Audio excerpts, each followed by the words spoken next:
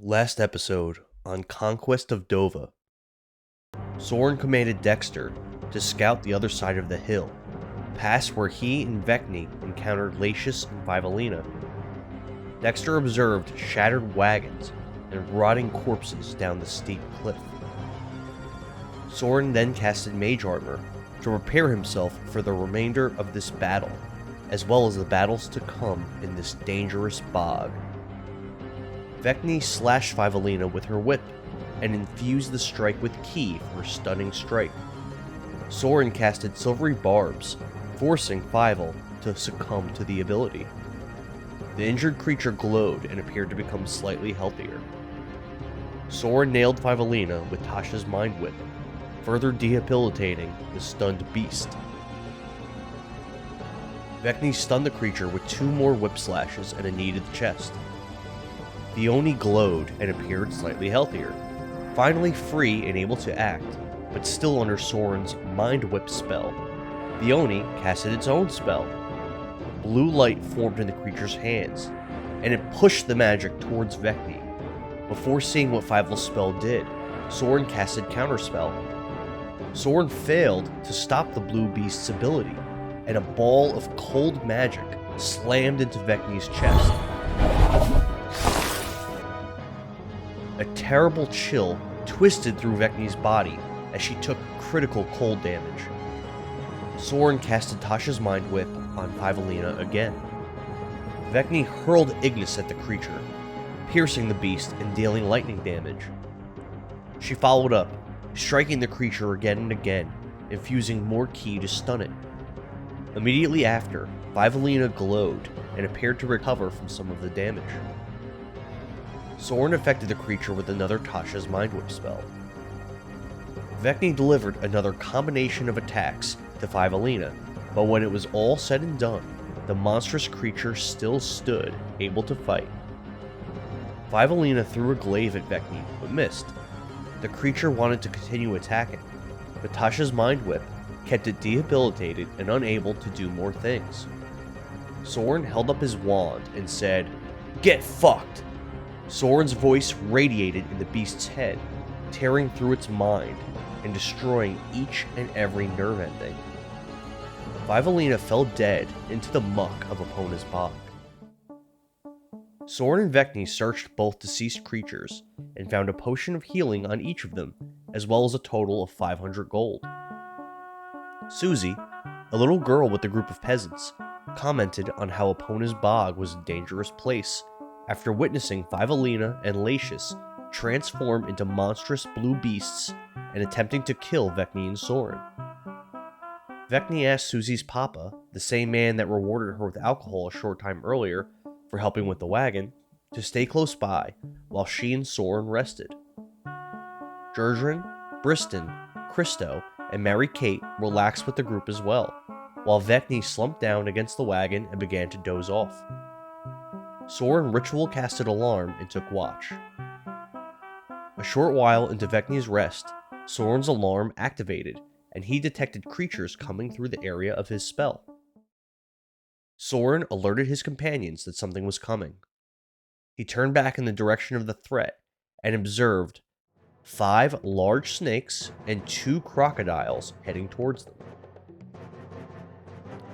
Sorin launched a fireball at the approaching creatures with his last remaining spell slot. A blazing inferno torched the beasts, killing the snakes and harming the 2 crocs. One of the crocodiles rapidly swam towards Susie and opened its mouth wide. The beast clamped its powerful jaws over the girl and ripped her head off. Blood pumped out of the large wound and she collapsed to the mucky ground. Sorin casted Mind Sliver on the crocodile that murdered poor Susie.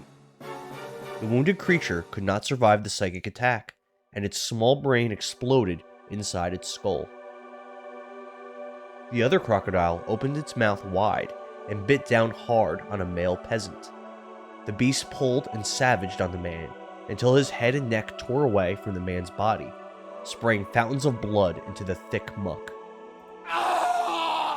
Sorin's mind sliver cantrip dispatched the last crocodile.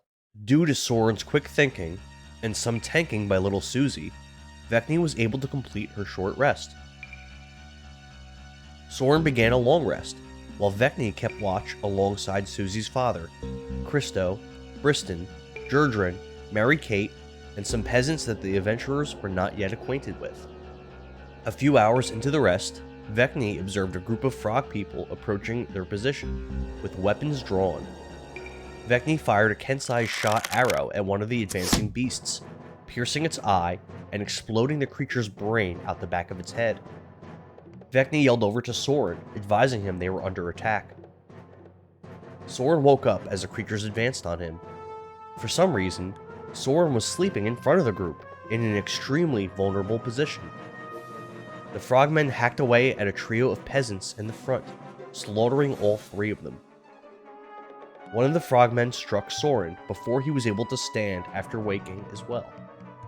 Vekni leaped behind the frogmen and lashed at the one that attacked Sorin with her whip. Her whip wrapped around the beast's neck, the metal barbs of her weapon stuck into its throat. Vekni yanked hard on the handle, tearing out the frogman's jugular. Vekni turned to another frogman and lashed her whip at this foe as well. She dispatched the second creature in the same exact manner, ripping the jugular behind the soft, amphibious throat of her opponent. Vekni turned towards the third frogman and reeled back for a haymaker punch. She pushed her fist forward and plunged, knuckle deep, piercing through the beast's torso, killing it instantly. The frogmen stabbed at some of the peasants with their spears, causing some injuries, but failing to kill any of the defenseless non-combatants. Vekni quickly lashed out with her whip, slashing open one of the frogmen's stomachs. Entrails and blood spilled out of the wound, and the creature perished slowly and painfully. Vekni slashed deeply into the chest of another frogman.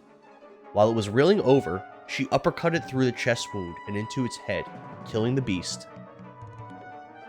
The remaining frogmen kept up their attack, stabbing at members of Sorin and Vekni's group with spears and biting at them. Two more peasants fell dead, and Sorin suffered damage as well. Vekni's whip lashed out and penetrated one of the creature's mouths. The metal barbs sunk in and stuck to the beast's gums. Vekni yanked on her whip, tearing the barbs through the frogman's cheek with great force, whipping his head around with a sickening, ripping sound. The creature fell dead to the ground with a broken neck. Vekni expertly twirled her whip and snapped it out towards the head of a yellow frogman.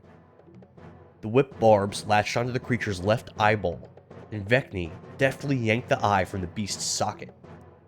The creature dropped dead, like the others. Vekni ran to the back of a red frogman and sunk her fist deep into its torso.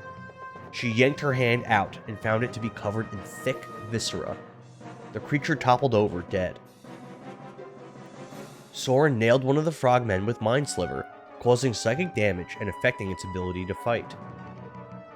Three of the frogmen attacked Vekni, two of which pincered her and had the female pirate flanked. One of them stabbed her with its spear. Vekni whipped one of the frogmen twice. The second whip slash caught onto the beast's tongue and ripped it out of the creature's mouth. The frogman fell dead. Vekni punched the frogman sword mind-slivered in the stomach. The beast collapsed to the ground and perished from its injuries. Sorin attacked the last remaining frogman with his mind-sliver spell, dealing considerable psychic damage. He rushed to the reeling beast's side and stabbed at it with his dagger, while he and Vekni had the creature flanked. Sorin missed, however, and the beast turned towards Sorin and attacked with its spear. The frogman attacked twice, but missed the human wizard with both. Vekni lashed at the frogman with her whip, peeling the skin off its face, which was a painful, fatal blow. After the battle, Sorin introduced himself to the remaining peasants, which were comprised of one male, Herman, and two females. Vekni searched the bodies of the deceased peasants, which seemed to bother the sensibilities of the peasants that remained. Vekni recovered 30 gold and a potion of climbing amongst the corpses. One of the females, a young girl, petted Dexter's head and thanked Sorin for saving her from the beasts of the bog. Sorin advised the young girl that he and Vekni were devoted to protecting the innocent. Vekni and Sorin learned the three peasants were comprised of a father, Herman, the man's wife, Mabel, and a daughter, all of which delved into the bog to escape the war between Vigor and their enemies. Vekni gave Herman the 30 gold she acquired from his deceased companions. He told Vekni she should keep it, but Vekni declined, stating she had enough gold already. Vekni and Herman spoke a bit about the state of the kingdom, Forte, and Epona's bog. The man told Vekni his wagon was pulled by donkeys, but alligators tore them apart a short distance from their present location. Herman stated several of his family members had perished in the bog already, and they had only traveled a short distance through it. He explained he and his family planned to settle in either a fry or the Dawghouse for safety from the war. Herman added he did not know specifically where to find either place. He continued he heard the Dawghouse was a safe place of peace, ran by a former hermit called the Medicine Man.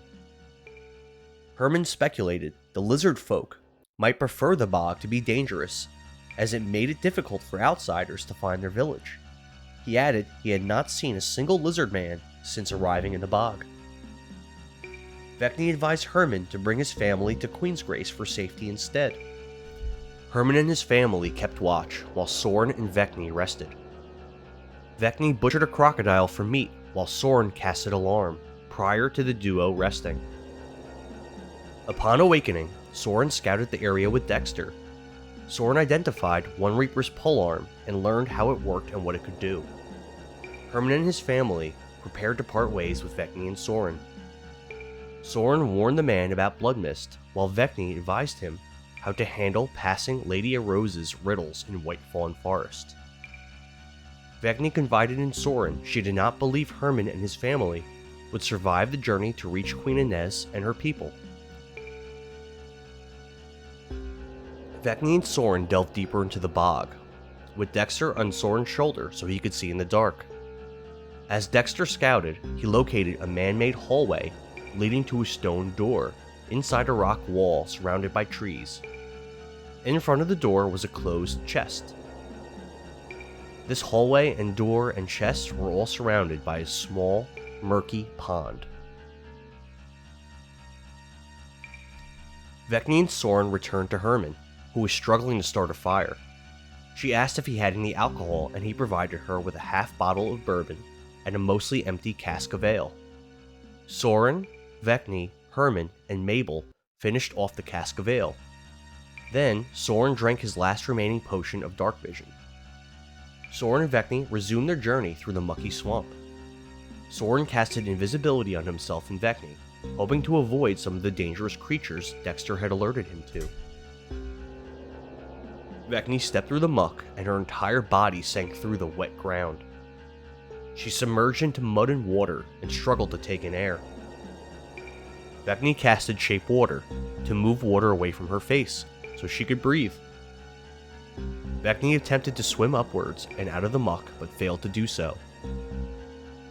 Sorin casted Mold Earth and removed the dirt from the muddy water, allowing the adventurers to see clearly into the cavity.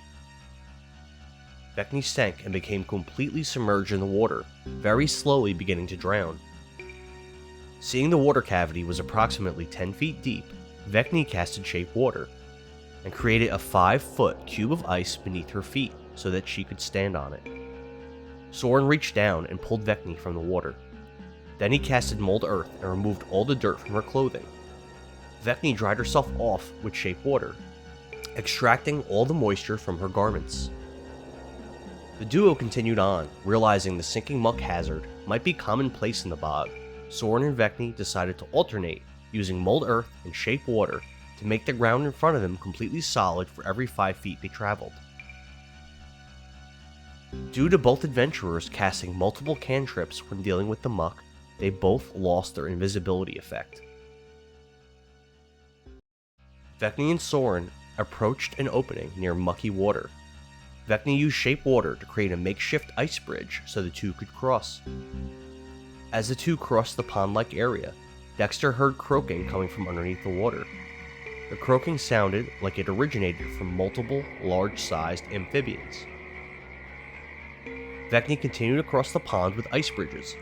She drew her whip and thumbed the hilt of her sword as she neared closer to the origin of the croaking sounds. As a distraction, Sorin casted dancing lights and moved the bright light over past the pond, in between a group of trees on land up ahead. Immediately afterwards, the adventurers heard a skittering sound coming from that area. Sorin directed his dancing lights over to a rock wall and had it stop there, causing a lot of movement and audible skittering near the trees.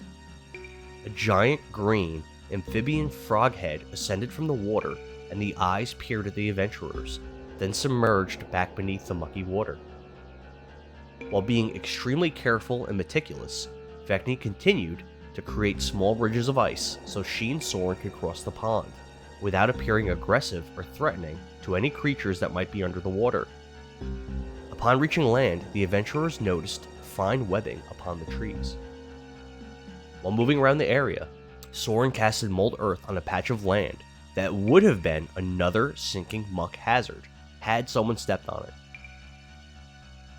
Webbing shot out from behind Sorin and just barely missed him. A giant spider ran up behind Sorin and tried to bite him, but missed.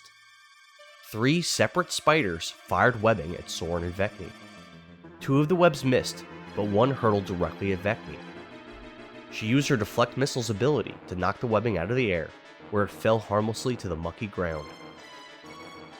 As the battle continued, the adventurers found that areas of the muddy ground were covered in webbing and were difficult to walk through. Vekni ripped chunks of flesh from one of the giant spiders with 2 whip strikes. She infused ki into one of her whip strikes, stunning the beast. Vekni stomped down on one of the creature's legs, breaking it. Sorin casted fireball over the area of their battle, and the pond near the stone door. Trees in the radius caught aflame, and the thick webbing all around the battlefield melted. Sorin's spell killed a snake in the pond and badly burned 3 giant spiders. Sorin pulled out a dagger and attempted to stab the spider Vekni had attacked, but he slipped and fell in the muck. An agitated swarm of snakes ascended from the pond and slithered through the muck towards Vekni. The 2 giant spiders concealing themselves in trees were singed by the fires and were forced to drop from their locations. The beasts moved away from the fires towards a clearing, revealing themselves. Both spiders fired webs at Sorin, but neither struck him. Another spider moved to Sorin's side and opened its mouth to chomp down on the young wizard. Thinking quickly, Sorin casted Shield, and the creature's teeth clacked hard onto the magical barrier, leaving Sorin unharmed. Vekni pulled out a stick of dynamite and lit the wick with fire from a burning tree. She threw the dynamite behind the swarm of snakes, which exploded and damaged the creatures.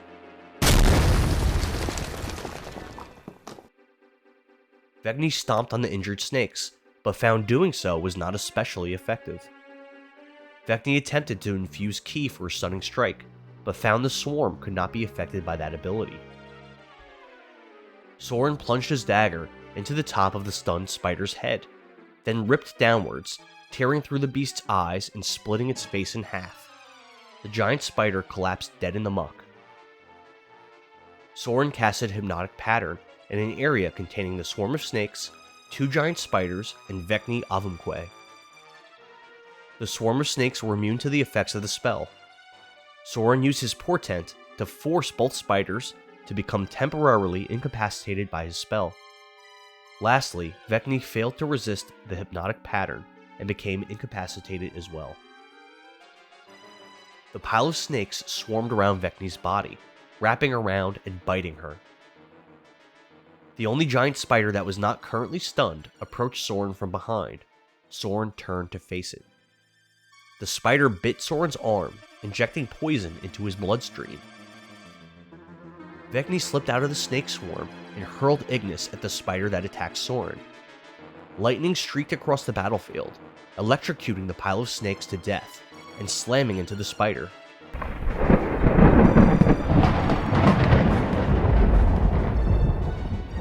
An explosion of electricity rocked the spider, and it fell to the ground, smoking and dead. Sorin casted Mind Sliver on one of the incapacitated spiders, hurting its mind and breaking it free from the hypnotic pattern. Sorin slashed the beast with his dagger after he finished casting his spell. The spider, now able to fight, bit Vekni's leg and flooded her bloodstream with poison. Vekni maneuvered over to the spider, slashing it twice with her sword. She attempted to slash it a third time, but overexerted herself, and the physics of what her weapon could handle. Vekni shattered yet another sword, this time on the hard carapace of the giant spider before her. Sorin casted Mind Sliver on the giant spider, which affected the beast and damaged its mind. The wounded spider bit Vekni again, this time latching onto her left hip. The creature did not inject any poison into the High Elf pirate, however. Vekni lashed out at the giant spider, dragging her whip across the creature's thorax. The barbs of her whip tore open the beast's body, and innards spilled onto the mucky ground, before the creature collapsed and ceased to breathe. Vekni fired a Kensai's shot arrow at the last remaining injured and incapacitated giant spider. The arrow plunged into the beast's skull, killing it. Walking past the burning trees, the adventurers continued towards the pond and the stone door in the rock wall. Vekni made small ice bridges and crossed the pond over to the landing near the entrance to the small hallway leading to the stone door. On the small landing, the adventurers observed a small stone chest. Sorin cast Identify in the chest and found it was not magical. Vekni examined the hallway and door. She found the hallway was 15 feet deep. She determined the hallway was expertly excavated from the rock wall. Vekni observed a painting above the stone door. The painting was of a strange green leaf, similar to the leaf on a sigil that the adventurers saw in Lorgan's tavern. To the left of the door was 2 large rectangular indents, and 2 additional rectangular indents to the right of the door. Inside the stone chest, Sorin found a multitude of rectangular stone tablets with art chiseled into them. There were 20 total tablets inside. Sorin immediately recognized this as some kind of a puzzle. Sorin first thought the tablet with a rose on it might be relevant to the puzzle, as the white rose was the sigil of Ferelden, and King Dokkan Swiftwater was known to frequent Epona's bog.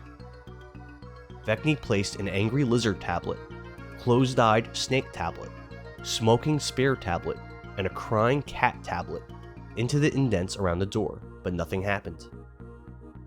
Sorin carefully considered the meaning behind each tablet.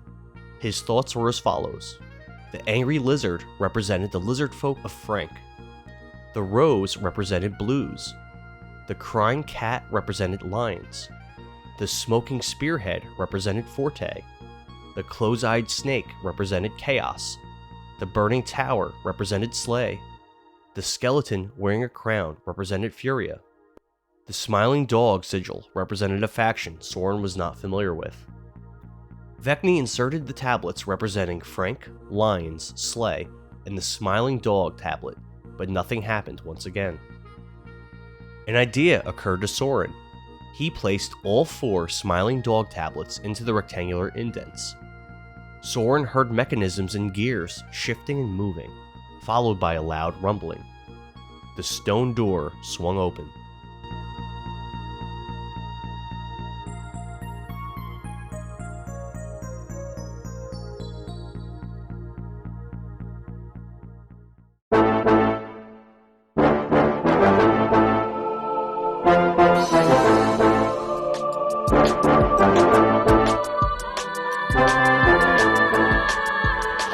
Welcome back to another episode of Power Word Nerd.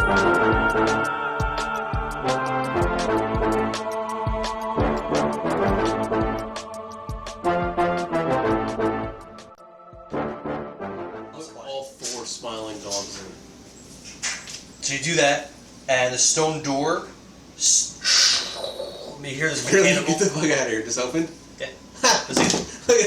You hear this mechanical, like you showed up. gears shifting, and you hear this like burring sound, and the door swings open. Get the fuck out of here! Really? That was it.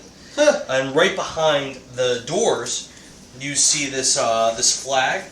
It's a yellow and green sigil. It looks very similar. I opened it. Ow. Easy. No, I told you it was. First guess. What was it? I don't know, I looked at these, and then I saw, I was like, okay, well, I gotta put 4 in, so what do I have copies of 4? I have a dog and a cat. So I was like, you know what? I'm gonna put all 4 dogs in. See, I went 1, 2, 3, 4. Dawghouse. That Yeah. makes sense. It's instead of being the marijuana leaf, it's a very, very cute, cartoony picture of a dog, and he has a pipe that he's smoking, and you see this green smoke wafting over him, and that's a flag that's in front of you when you open this door. What's wrong with that dog? Okay, so we walk in. So you push past that flag and enter into an area. I put my owl on my shoulder. Vekni, this area looks familiar to you. Oh, it does? Oh, you been here before, Celeste? No, she's never been here, but when you had that night, when you recently had that terrible nightmare, you saw this area. You saw that this was the area where Prince was attacked and where he was captured. So you walk into this gargantuan cavern. It's huge. You see these really fancy brass lamps. They're tall, about 10 feet tall each, and they're hung and lit, and they're all over this area. We're underground? You were in a cave complex, but it's bright. There are these lamps lit all over the area. What time is it, like midnight? You sure? It's about midnight. So you see that in this cave structure, there aren't too many people mulling around. There are wooden structures up against the walls. They're not built well. They're kind of crude, but they're structures that are wooden and built. They're not built well, but they're wooden structures. They're wooden, and they're built. So they're permanent structures. They're not temporary like tents put Are up. they wooded? Come on, They don't look built well. And they see and Really well built. And when we're talking about the way that this is set up, They're permanent. the way that this settlement is set up, They're built. there's not like a logical reason Out for of how. wood. There's not logical. There's not permanent. They're permanently built out of wood. Wow. There's not a logical reason for how they're set up. It seems like they're randomly placed. Illogically placed Someone around. say, There's no they're rhyme or built reason around these well. buildings. There's a couple buildings over here, building over here on this wall. Far down this way, there's another building. It doesn't really make any sense. They look permanent. Are they made out of wood? Are Are they irregular in any way? They're all wooden. They're irregular, and also Do I all notice around the pattern in any all around way? this How cave these are area, set up? you see these potted plants Can I all over roll the an place, and observation to see if they're made out of wood? and they look plants, Can I roll for eyesight? and the plants look very similar to the plant you saw in that sigil in Morgan's Tower. Marijuana? Can I roll Yes. for eyesight? Dan wants to smoke Roll so bad. for eyesight. He just wants to. All about the area. You see that yellow banner, that yellow sigil that you saw in Morgan's Tavern, with that marijuana leaf, that strange green plant in the center. You see a multitude of signs, wooden just like the buildings. Very important that it's wooden. They're up on the Wait. Are they irregular? Yes, they're up on the cave walls. They're up against the structures. They're on the side of the structures. It's just like very, very unorganized. But on these signs, you see a very. But are they permanent? They're permanent.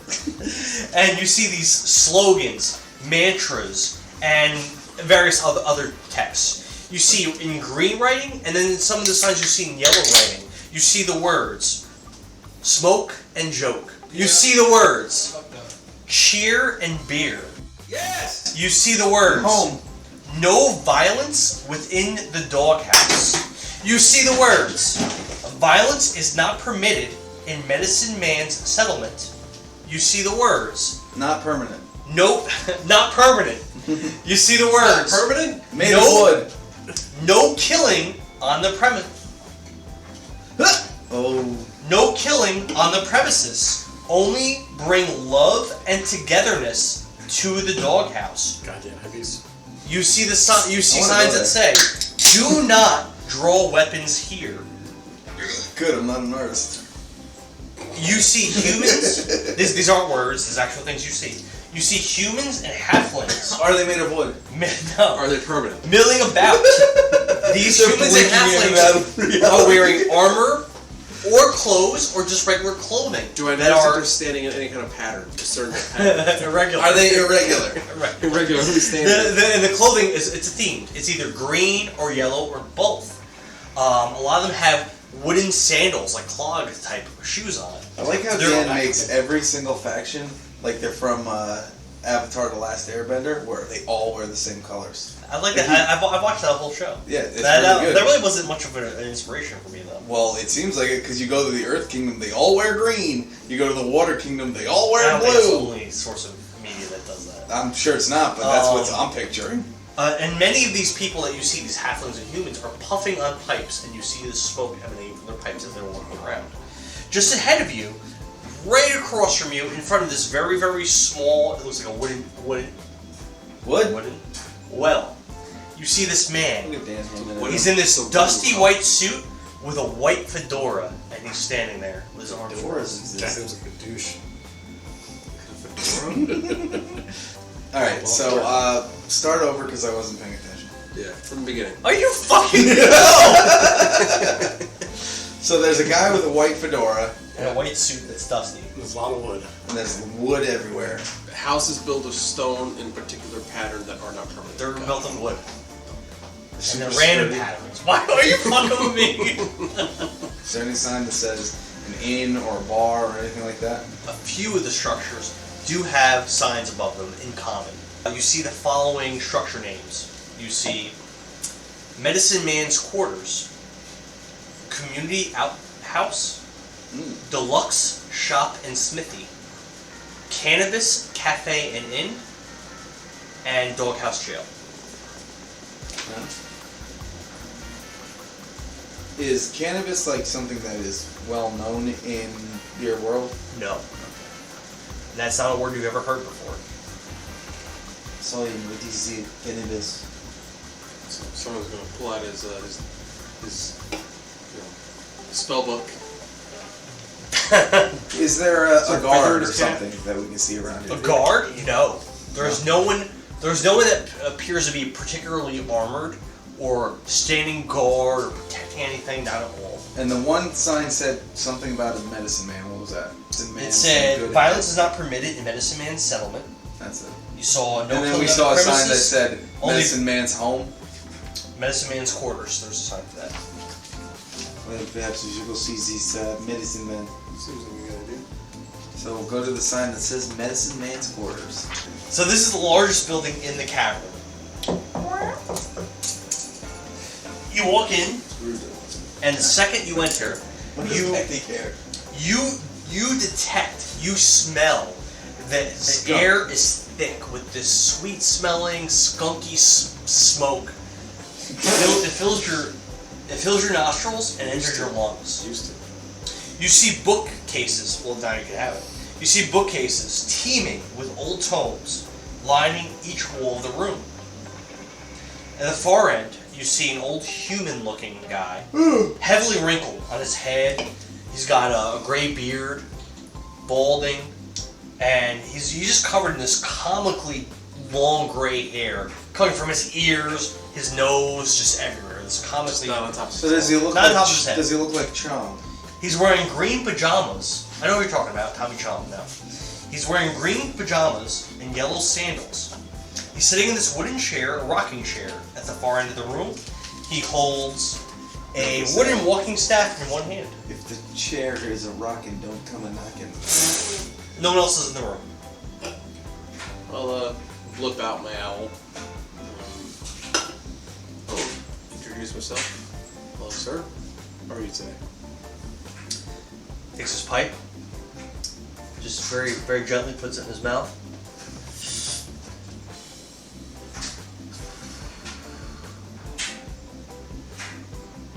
What's up?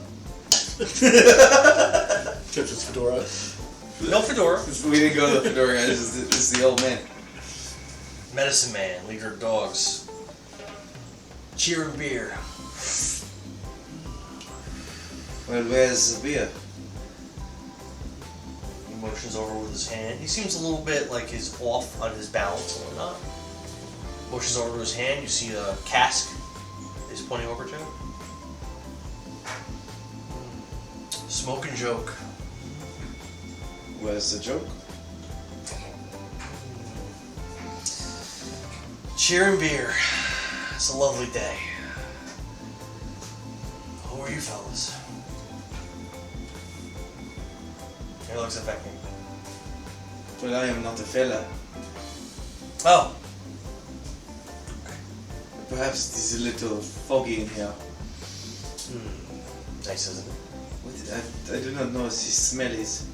Here, come here. The motions you can walk. Because She- you're kind of far away from it. Yeah, she looks over at Sorin. She turns back and walks over to him. He reaches behind his rocking chair and he pulls out this like tiny little folding table.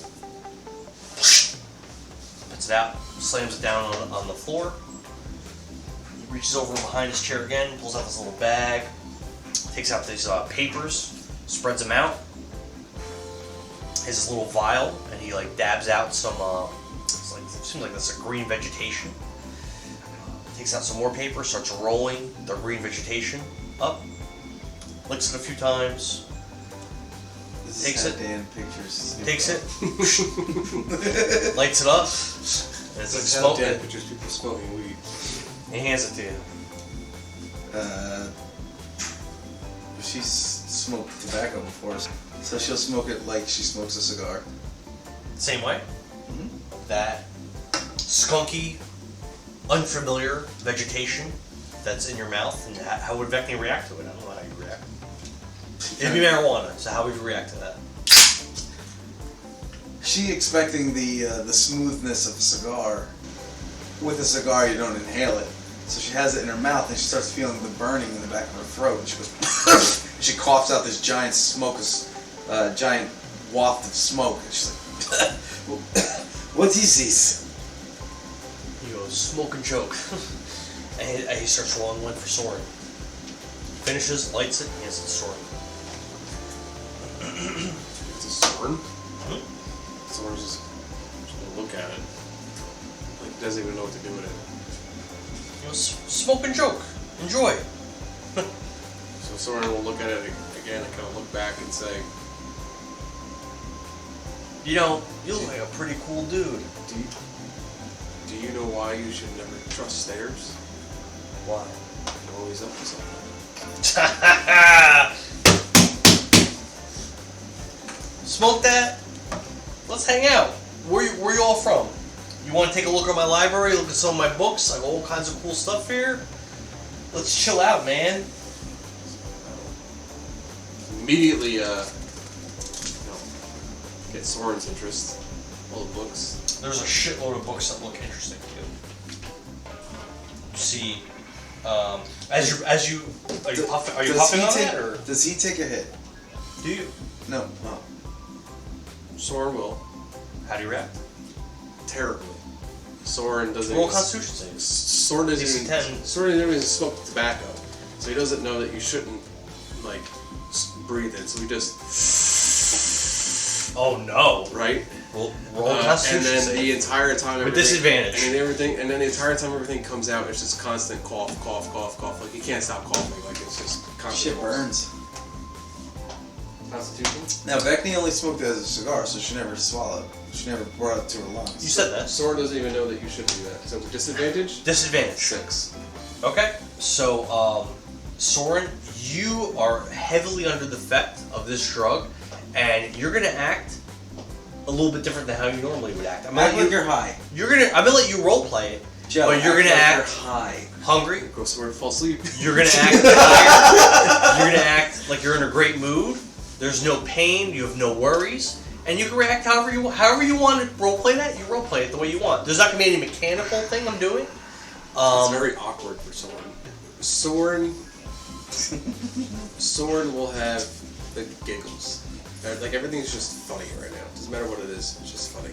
Okay. So we giggle, like, you can see him, like, he doesn't, like, know quite what's going on. So he's I like, don't really smoke it, I eat it more. he's like smiling.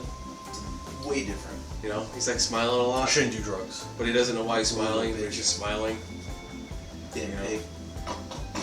and he's gonna go through stages of, kind of feeling maybe want something sweet, some snacks, and then they'll go through the stage of dry mouth. You know, everything's still a little bit funny though. And he's getting a little sleepy. So while Soren's sitting there going through these stages, Vekni's just gonna hold the blunt in her hand and she's gonna be like, like a real pro.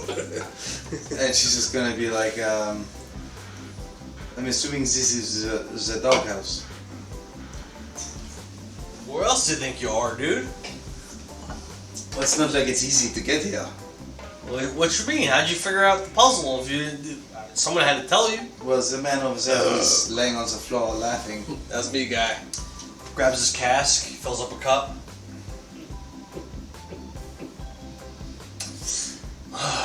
You figured it out without knowing?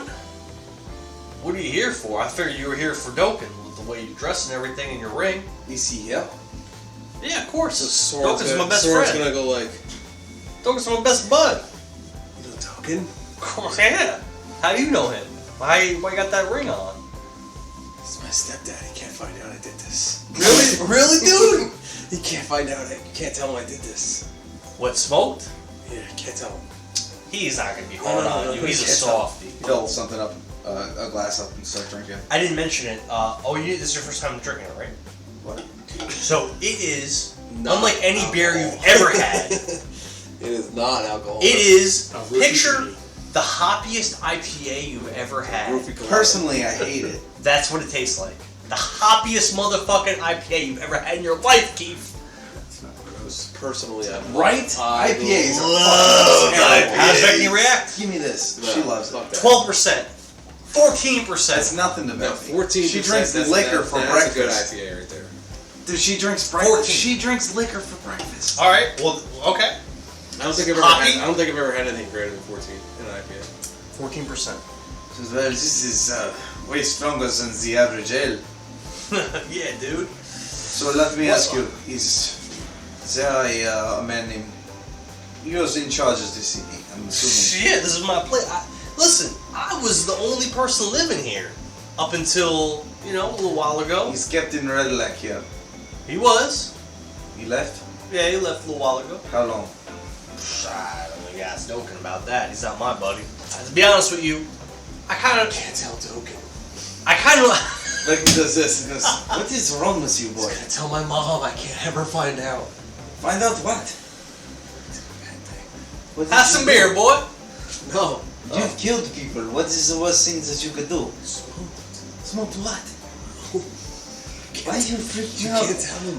Why do you have 7 fingers on that hand? I mean, if you've never smoked before and you get that high, you're gonna freak out. When you're smoking that and you're looking at these books, you saw many books that seem interesting to you. You saw a book called The Scholar, a book called Damned Saints, a book called Divination God, a book called Elder Gods Volume 2, a book called Elder Gods Volume 3, a book called First Vampire versus Endara, a book called Fury Lords. Here we go. A book called Fury Lords, a book called Greater Gods, a book called Lesser Gods, a book called Multiverse Theory, right now. a book called The Destroyer's Defection, a book called The Order, a book called The Order's Power. Wait. A book called The Scholar. The what? Order. Spell it. O-R-D-E-R. Order. Order. Order. Thank you. A book I called thought he was saying otter, like the little Forgotten. things are like. A book called Forgotten Dimension, and a book called Well, yeah, How to dementia, you forget Use things. Blank Artifacts.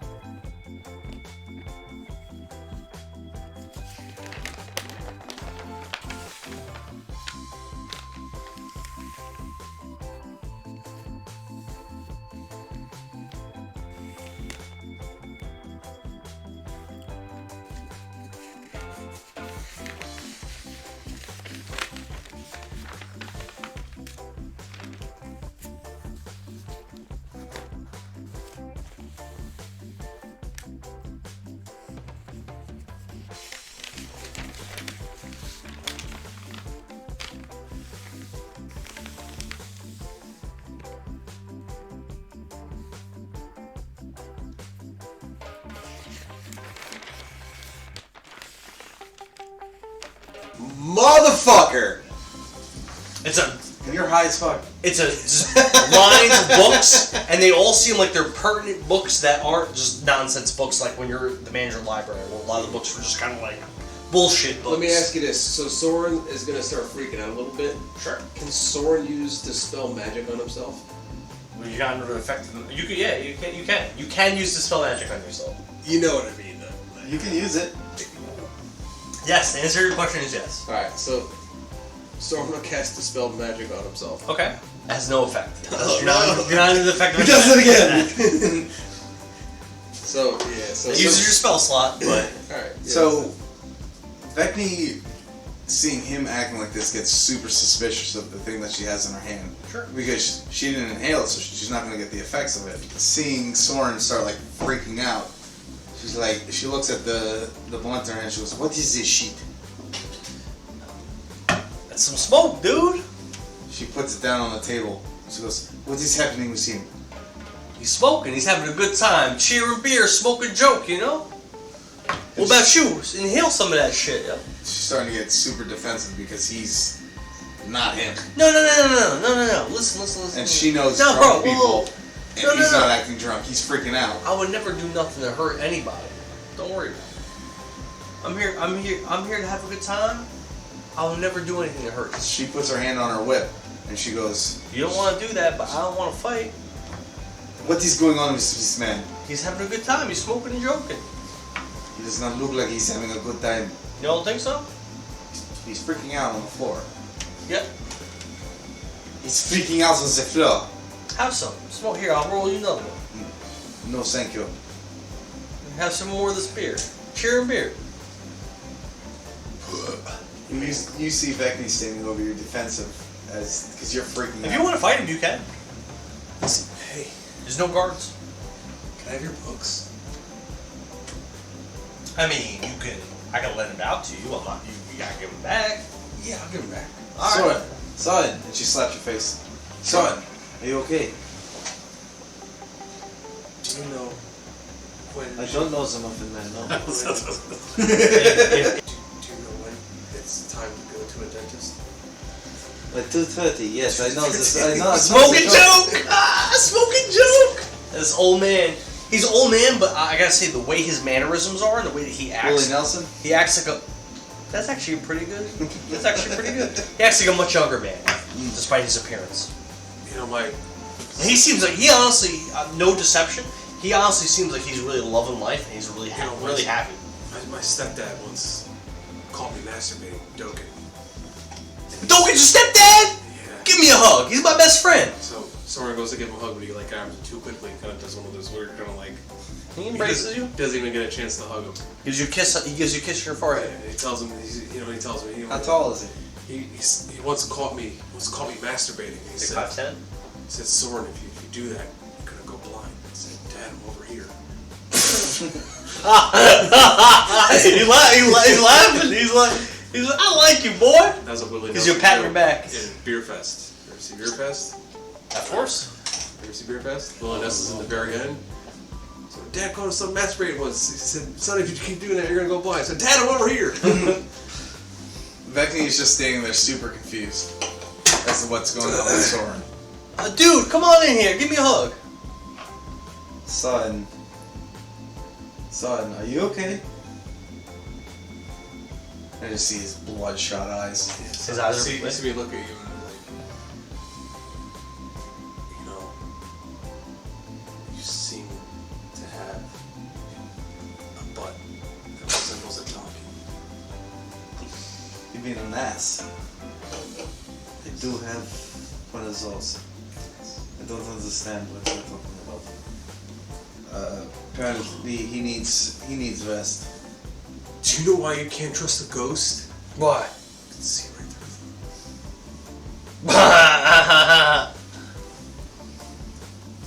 them. Vekni's just super concerned about what's going on with him because he doesn't act like this. She's like, I need to get him to bed. Check it out. I need the books. Vekni You want some of these books? shuffling you out towards the door. He starts like clumsily grabbing the books for you. Whoa, here! He starts throwing them at you. So Sorin's gonna like pick them up and kind of like try to get as many as he can. So to like trying to like put them in his bag. Make sure you bring these back, I'll alright? bring them back. Yeah.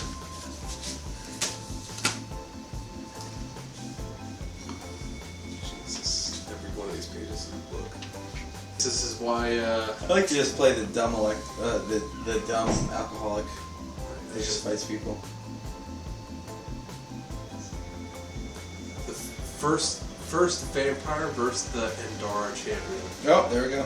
No, this is Brian. This is Brian's character in one shot. Jay-Z. This book provides information of the battle between the first vampire and those with Endara power, yeah. The first vampire, Vadaro, yep, and his coven put the world to flame and brought the realm to chaos. The only light and darkness was the order of Endara, which trained warriors using the power bestowed upon them by God long ago. One such champion, Prostanegi, Like he's trying to usher him out. He can sense her otherwise. So Vekni is pushing Sorin in front of her, like towards the inn. Okay. The places that you see are Medicine Man's quarters, where you just left, Community Outhouse, Deluxe Shop and Smithy, Cannabis Cafe and Inn, and Dawghouse Jail. Cannabis Cafe and Inn? Alright, so we'll go there. You enter that building that has that sign above it, and you see that there's this young half-elf girl sitting behind a counter. You also see, in the bar, you see that at one table, there's this really deadly, dangerous-looking orc in black armor, sitting at a table, playing cards with a half-elf bard and a young-looking human mage. You recognize that the half-elf is Doken Swiftwater. You also recognize Gragas Stormbringer sitting at the table with them, who you sent to bring Epona to Fry. You see a dirty-looking dwarf, very dirty, he's armored, but just looks dirty and disheveled, and he's standing nearby the half-elf with a half-dozen heavily armed humans behind him. The humans all bear the sigil of the White Rose of Ferelden. You see a demure, olive-skinned beauty, human. Very, very pretty, but again, darker skin. She has wide hips, very curvy bosom that sways. She's got fat ass. It bosom sways means- side to side, and she's bosom- just standing in the middle of the cafe. Bosom means tits. Does it? Yeah. Oh, she's fat ass, and she has pink armor and this pink like veil over her Veil. head. Yeah, you do recognize her I recognize from the character sheet. Morgan's Tavern. You never spoke to her, but she was in Morgan's Tavern. I don't remember that description I don't like it. at all. Yeah, no, yeah, I give you that description. Morgan's Tavern. All I know is I can take her. You see an ebony human knight. This The guy black- again? Yeah, pacing back and forth. The guy that you kind of So spoke scared to briefly. say black. And you also see a man. You also see a man in a brown cloak, sitting by himself, with a frustrated look on his face, and he was the other person with the marijuana leaf that you saw in Morgan's Tavern. Alright. Who's Dogan sitting with? The half orc? Gragas. He's sitting with Gragas and a deadly-looking orc in black armor, and A deadly there's- looking orc? and there's a dirty dwarf standing near him with 6 Ferelden soldiers with him. Alright, so Vekni will speak to the woman at the front door when she walks in. Okay. She goes, What's that sign? Calm That's down. my stepdad. Can't find out. Listen, Keith, you I'm can't find not, out. I'm not good at this. I'm trying my best. Uh-oh. I'm not good at this. I would imagine It's gonna be like this. Oh, hi! It's big I'm taking it on! Oh, hi! I'm a pretty lady! How can I help you? Hi! What an asshole. Hi, I'm Autumn, the barista here at Cannabis Cafe and Inn. Care for a smoke? A beer? How about a joke or a cheer? Mm-hmm. How about the room? Sure. 10 gold for a room. I also have a menu if you're hungry or thirsty. We have some wanted posters as well if you guys are interested in that. Sure. You can take them if you want to look. Sure, hands them to me and give me a roll, and then she puts down 10 gold. 10 gold. Alright, she'll give you the menus. No. You'd ask for a menu? Wanted. You just want to buy it. Son, what is wrong with you? Is there a tuck in your back? Is there a Chick-fil-A? It's not Sunday, is it? are you talking about? We had crocodile like 2 hours ago. Do you have a drink? I'm like, I can give you a menu if you would like. Or if you're hungry, you look kind of hungry and parched. Well, here, your companion doesn't need one, but here's a menu for you, sir. Jan, do this.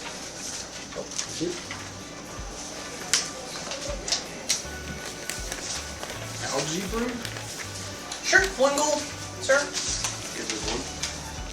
Thank you. Where's your food? What do you have for food? Can we get to We have some bar nuts, bar peanuts. They're free. You can have as many as you like. Yeah, they're free. Have as many as you like. So we'll go in and take handfuls and just spill most of them.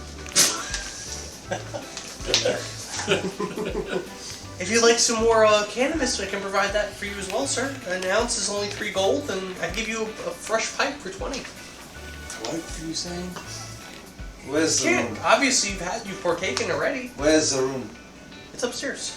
What room number? There's only 3 rooms. Come on, Sorin. Let's go upstairs.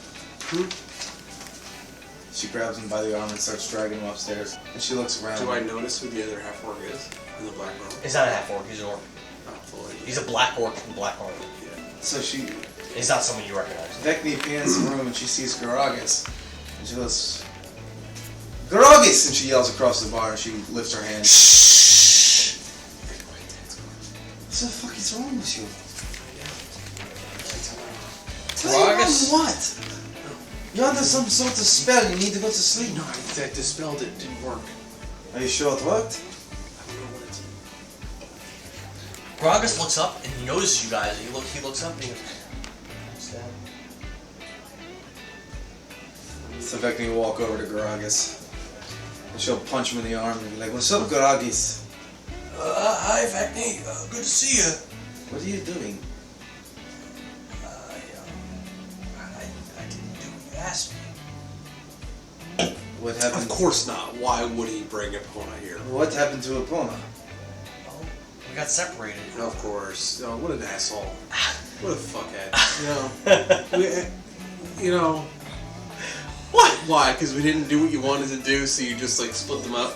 What do you mean? See, this is why I didn't want to leave Miklian. God damn it! God. He's so dead! He's raped in the woods now with Fuck! blankets. Yep. Well, I was bringing her to a fry, And we got separated somewhere on Common Mountain. yeah. How? We got attacked by harpies on the mountain, and we both Herpes? fell. You got herpes on the mountain? No, By Epona? harpies. We fell down separate sides of the mountain. I So- tried to find her, but there were too many beasts, especially the bugbears. I tried to climb the mountains to try to tell Sorin what happened, but I twisted my ankle and I hobbled my ass back You here. fucking jerk off. You know, we just wanted to trust that she would make it here, and you fucked it. He didn't want us to do it, and we did it. Because fuck him. And then, you know, we were like, oh, we'll send him with a crazy strong party member. I'm sure he'll be alright. And jerk off over here separates them now. Fuck, Miklian. My ankle hurt worse and worse. so fucking dead. My ankle He's hurt raped worse. in the woods by Once bloodbaths. Vekni sees that, she starts running out the door and she heads back to Miklian. Yep, because now he's gonna get raped by blood mist and sold off with the child slaves. Because God forbid he actually made it to where we asked him to go. My ankle hurt worse and worse as I traveled to the bog. Yeah. It'd probably be quite a while before Yeah, I I bet. got from ankle. Let's go. I feel bad that I lost a Hopona. I hope she's okay. Yeah, I hope she is.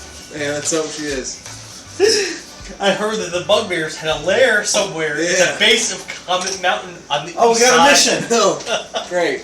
Did you at least tell Snorians that Epona is taken by the bugbears? Well, no, I couldn't make No, it of up course to, not. I couldn't Why- make why it would to he do a that? fry. I thought you were part of this burning feast. All I've heard is it's burning feast. I twisted my ankle. And all I see At is this this point, bitch shit. you're a waterfoot at this point. As Vekni's accosting Garagas for failing his mission, what do the other two at the table do? Play blackjack. They're actively playing blackjack. And they're Doken and the orc are playing blackjack, and Doken hasn't even acknowledged or noticed you.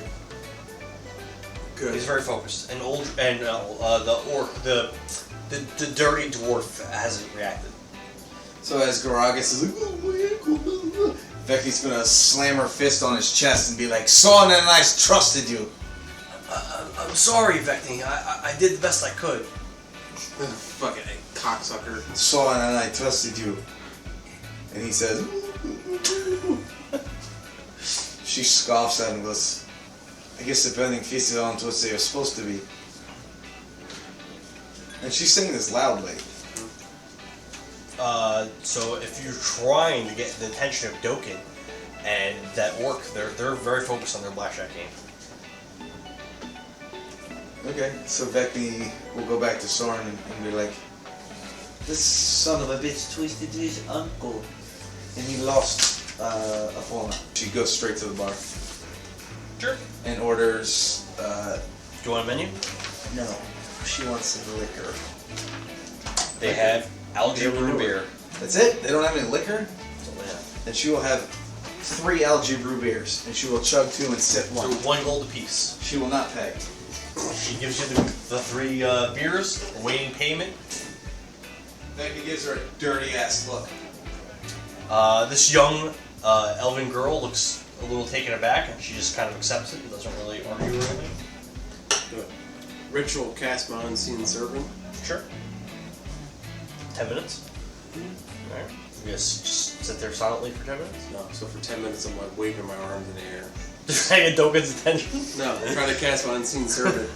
Something I would Fine. normally do if I were Fine. controlled in a very elegant manner has become very wild. So while you're doing this, and really close to Dokken, who is a half-elf wearing Right, at the bar. silk blue tunic and cape adorned lavishly with a golden crown and a She's wearing a crown in a seedy bar? Yes. Good for him. Gem-studded rings cover each finger, Dokken and he has here. fine black boots. And he looks up and notices Sorin. And he says, Sorin, oh my goodness, I can't believe it's you. What are you doing here? So Sorin, He sounds like Mark Wahlberg. Hey, Donkey. How's it going? You live in a barn, right? I'm in Max Payne. Have you seen that movie? Okay, Donkey. Say hi to your mother for me. Say hello to your mama for me. Your mother for me. What are you with him for? so Sorin's gonna stop. Hi, Goat. Sorin's gonna stop casting a spell and he's gonna like What were you casting? unseen servant. As a ritual, 10 minutes. Vekni will turn around at the bar after chugging 2 and sitting there with her last ale, just watching what's going on. You know, I lost my favorite loot in a game of cards to this stupid orc. Do you think maybe you can get it back for me? No. So Sorin is gonna like look over at the orc. Do you have his loot? Can you just give him back his loot? No. And we'll cast suggestion. What do I have to roll? 15 wisdom. Fail. Yeah, of course you do. So for the next 8 hours, to the best of his ability, you should be giving him back his loot.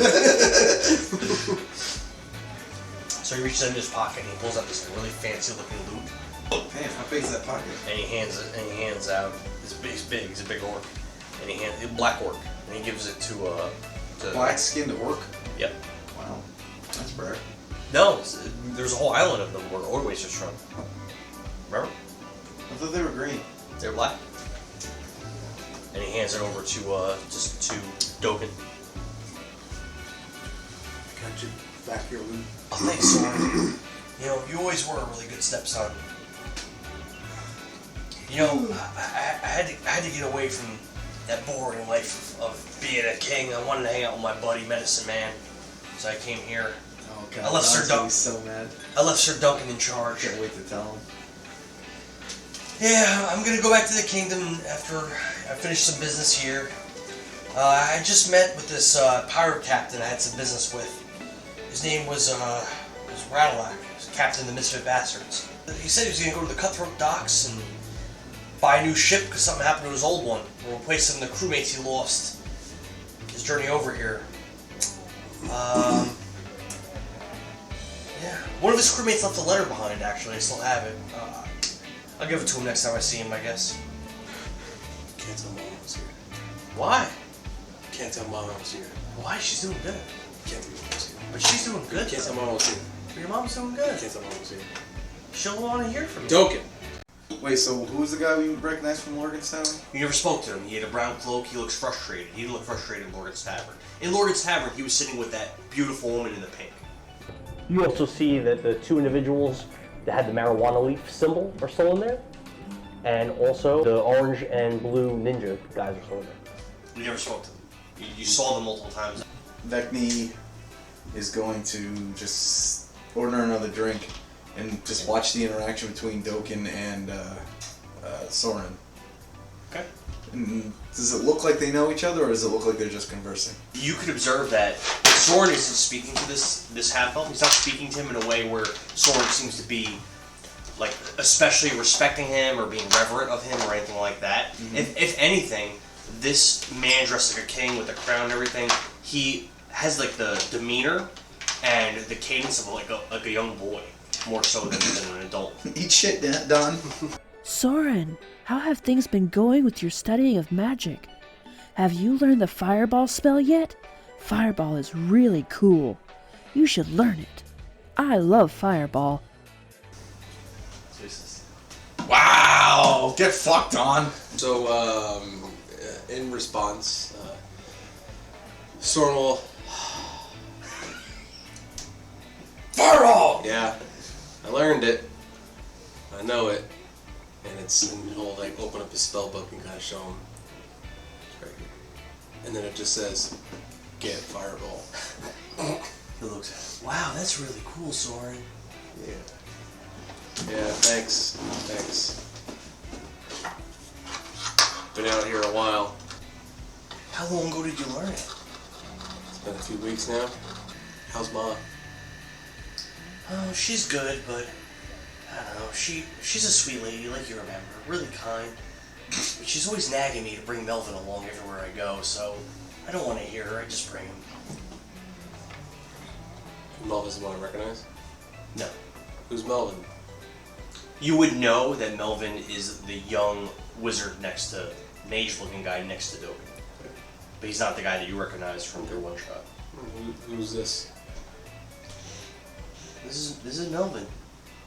Well, I don't know who that is. Maybe you can do a better job. Alright, so you would remember from your time at the kingdom that Melvin is just he's a mage that is often in the court for Eldon, and that Wilma has a particular liking to this young man. To Melvin? She likes that young schmeat. So then, how does Sorin react to this guy? You're talking about somebody you never introduced and told me about, so I don't. And clearly, I grew up with this person, so. Yeah, I would say that you're familiar that he's part of the Ferelden court, but you don't really know too much about him as far as his personality and stuff like that, because you were a young boy for most of the last 10 years, and 10 years ago he wasn't part of the court, so. How recently has he joined? 5 years ago. 5 years ago? Melvin, how's it been? Hi, Sorin. How are you? It's Lord. Oh, my apologies. Accepted. How's everything been? Pretty good. I've been working a lot on my magic and doing the best I can to impress Her Majesty, the Queen. What have you learned so far? Well, I've learned quite a bit about various magics and arcane knowledge. Would I know what kind of different school this guy does, or he's a wizard? He's a wizard. Yeah. Oh, okay. Well, how far have you come along in your studies? You know, I've been doing a lot in the illusion school of magic, learning how to make various minor images and major images of things, trick people into seeing things that aren't there. How about a contest? Sure. What do you have in mind? Well, we can trade an image for the king, and whichever one he likes best, we can consider that man to be the best wizard of the kingdom. Ooh. Aren't you tapped? Huh? Aren't you tapped? Aren't you out of spells? Well, let me take a look at one thing real quick. So we're creating a magical image, you said? Yes. What do you say we do it in the morning? You're not ready at all times to prove your magical prowess? Motherfucker. Haha. Well, unfortunately, If you're not ready, I have partaken in a little bit of smoke and joke here, and I don't quite feel as sharp as I should, unless you feel like going against someone who's not quite up to it would suit your standard. Clearly someone as yourself would want to battle someone at their best, no? I prefer to face you at your best, although it kind of is surprising to me that the master of spells for our kingdom would allow himself to be under the influence of some kind of a drug or a liquor. I thought you didn't even partake in alcohol or anything like that, Lord Sorin. Well, I guess it's a good thing that I'm the master of spells and you're not. Ooh, bitch. This is true. I mean, the queen has quite a liking to you as her son, but Actually, as a matter of fact, if you wouldn't mind, I could actually use a drink if you wouldn't get me that. Appreciate it. Ooh, bitch. sure, my lord. I appreciate it, and I'll continue my conversation with my stepfather, the king. He walks off to get you a drink. Goddamn motherfucking right. Get out of here, bitch. Wow. How old is that kid? He looks like he's in his low 20s. Motherfucker. So he actually looks like he's... So, He's only a few years younger than me, then. I would say, isn't Sorin like 25? Yeah. 24? So Yeah, he's 25, 26. slightly younger than Sorin. Yeah, fucker. Coming at me And like we can that. even say that maybe... Coming at me like that, son of a bitch. We could say maybe in your time, knowing him, you kind of had a little bit of a... Yeah. Crush on him. Yeah. No, not crush. A little bit of like a rivalry. Yeah, rivalry? Yeah. Yeah. Fucker. Prepare my spells. Dick. Where's Vess? Figured she'd be with you. Your mother is a lovely woman, sweet and kind, but she's always telling me what to do. It's so important to keep Melvin with me all the time. I can't deal with her nagging, so I just bring him along everywhere I go. I do not know where Vess is, unfortunately. She's a Queensbridge. It's been how many weeks? At least 2 weeks, I'd say, if not more. Well, I'll tell Doken that Vess is in Queen's Grace. She is scouting the kingdom and doing what she can to gain knowledge. Okay. Well, she's with her father. And that's why I don't say that. I'm just gonna talk about this. You don't say anything about the car? I don't know if Doken even knows about him, so I'm not gonna bring it up. It would probably be bad if you knew about it. Doken. Have you heard of or seen of Marigold? I heard she was around here. If you're looking for Marigold, I can bring you to her. She's been hanging out deep in the bog just like her auntie used to do in Thedas. So Doken says, She's deep in the bog. well, I visit her often, as she's one of my old friends from the days where we fought the vampire lad. If you'd like, I could take you to her. At this point, Vekni's getting tired of waiting on Sorin, so she'll get up and walk over and put her arm up over Sorin's shoulder. She goes, Sorin, who's this handsome man you're speaking to? Oh, how rude of me. I apologize. Doken. This is... How to say it? I lost it. Vess. No, that is your sister. That is my sister. I am Captain Vekni. And she tips her hat. And she goes, or she does like a bow, and she goes, now Doken, is that the King Doken? Yes, I'm King Doken, Swiftwater of Ferelden. Pleasure to meet you. So, Oh, so this is where Prince would have told you everything. yeah, I had a bad taste in my mouth for King Doken. Yeah. So you was the ones that ordered the murder of Captain Mundo, I don't know anything about that. of the misfit bastards.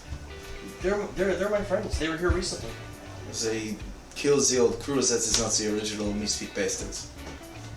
Mundo, Prince. Those. So Doken, when you're saying that stuff, Doken looks kind of nervous, and he's like, I know the Misfit Passwords, but I don't know anything about a Bjorn or what you're saying or anything like that. So you... But more importantly, Do you have any potions? Do you like dragons? Have you seen any in your adventure? I have some potions, yes. can I have them? No. Please, you're a king. Go buy your own.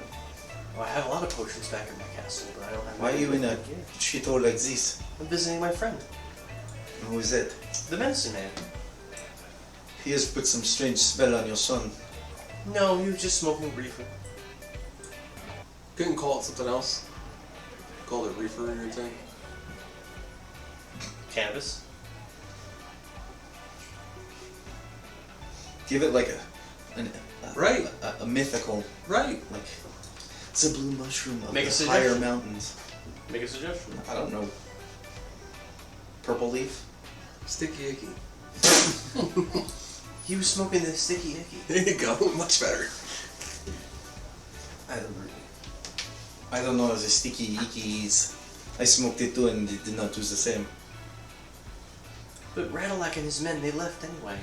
They were heading to Cutthroat Docks, where the captain planned to replace his crew that he lost on his voyage to Dovah, and to get a new ship. I think something happened to his ship on the sea. Something did happen to it. Oh, do you have knowledge? Of course I do. Oh, what happened? They lost it. Yeah, I mean, he has To me. a ship. What do you mean? And she'll What is your name, last again? look to the bartender and order another drink. And she goes, I am Captain Vekni of the Tuscart. As you say that, Melvin comes back. He's got these long blue robes, and he's got those wizard sleeves, where they're like long and like they cover his hands. And he's Like gotta, the like maesters in he's got to Game like of pull them Thrones. down so that his hands was that Like the maesters in Game of Thrones. Where they Yes. have pockets all up in them. exactly like that. Not the other kind of wizard sleeve. So and he's got Pajamas for you he's got a tray with that algae was it algae brew ale or something like that. He's got like a tray of a bunch of them, and he sets it on the table with you guys. And Pure Blood, that orc grabs one. The dwarf Uldrum grabs one. Gragas grabs one, and there's still like another like 8 of them, 8 ales left. And there's a bunch of those peanuts. Remember I had described it as bar nuts. There's like a pile of them in the middle of the tray. Vekni grabs a tankard Okay. and starts drinking it. She'll take a drink and then she'll start explaining how they fired upon the Tuscart and she'll explain the battle. The whole story about how the bastard sire got taken and everything. Wow, you must be a really great sailor. It's a pleasure to meet you. Where are you from? I'm originally from Thaddeus as well.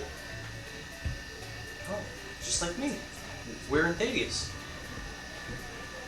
What can you not tell by my look? Well, you look like a high elf, but you have a tan and you don't speak like the high elves I met from Holbeck. Well, it was a long time ago. You have this strange accent that I can't quite place. He's from France. She goes, what game were you playing? Oh, we were playing blackjack. Would you like to play? I'm all out of money, but Pureblood's got all my gold. A king is out of money. How does that happen? Well, I have very expensive tastes. It's insane. No matter how much gold I get in Ferelden, it seems like it just flies right out of our coffers, and the people just can't pay enough in taxes to maintain He's a things. tyrant too. I love it. Vekni says, sure, I would love to pay. Okay, Pureblood, you want to play a game with this nice high elf lady? She's from my land, from Thaddeus. He grunts, and he takes a purse of gold, dumps on the table, and you can see it's probably about 1,000 gold there. You can deal me into. He nods. I'll put 1,000 down. Yeah, same. Keep All right, the card. keep Stealer, fine. I remember. So I gotta put down a finite amount of gold that he has, though. sounds like a you problem.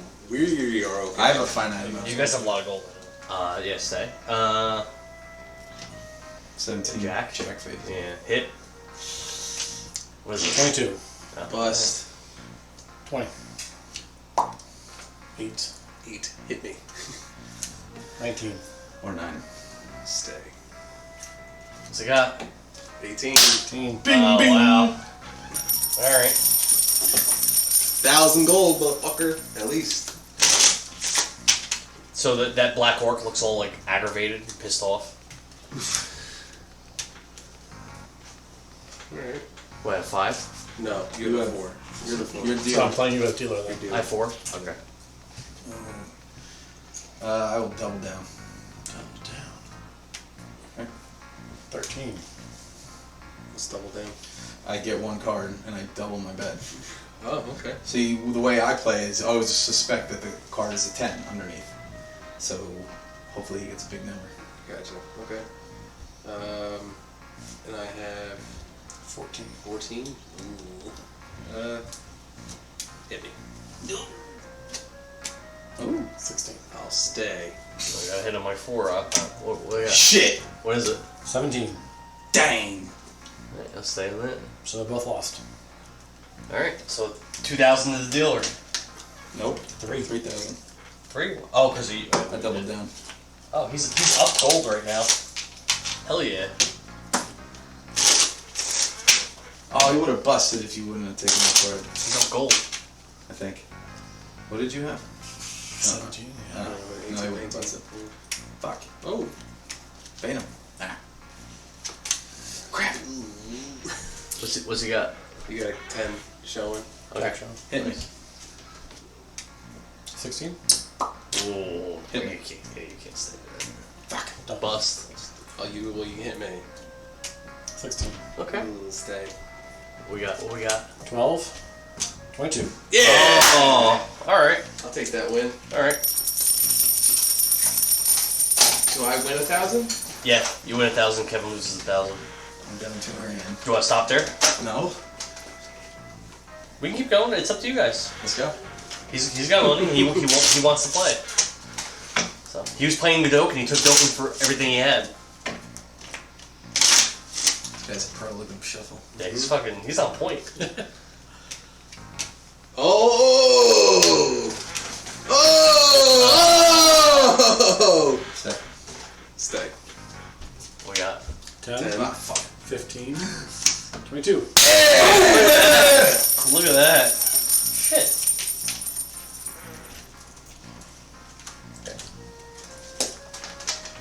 Still down 1,000. Yeah, they want to keep going. Oh! They're trying to clean this guy out. Shit. Take all his fucking money. Oh, I got 11. 12. I hate 12. 12's my 12's the worst. I fucking hate 12 so much. You know you got hit on it though. I know. I take a hit. God, you motherfucker! What's the next worst number? That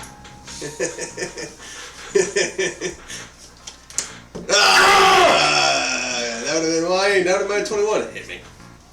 So you always double down. Oh, 21! You should have doubled down. I don't know what that is. It doesn't matter what I have. 12. 17. Yeah, you already. Yeah. Cool. So you still lost 1,000, Dan. Okay. No, he broke even. But he got 21. Yeah, He and I lost. Don't I get extra for that? You get extra. Don't you get No. like an extra 50%? You get it if it's the first 2 cards. If the initial deal is It's blackjack. You Oh, get it. I thought you got. No. But it's an extra. What is it? An extra 50%? Yeah. Okay. So you get 500 extra. Ooh. Pay me. Yes! You got blackjack? Yeah. Pay the man. Shit. 1,500. Hit me. I automatically win. Bust.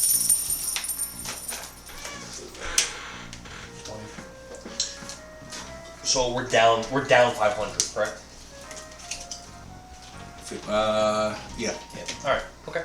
He still has enough money to play. But his pockets are getting a little slimmer.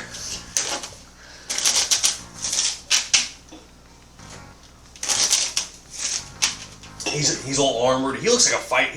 In fact, I will also mention too that when you saw people outside milling around, walking around, the people in the bar, Medicine Man himself, none of these people really look like warriors. This is the first guy you've seen that. Well, the woman kind of looks like a warrior with the pink armor, but this guy's the only one that really looks like a seasoned, experienced warrior. Yeah. Yeah. That's it. Ugh. Well, you did that backwards. A little bit.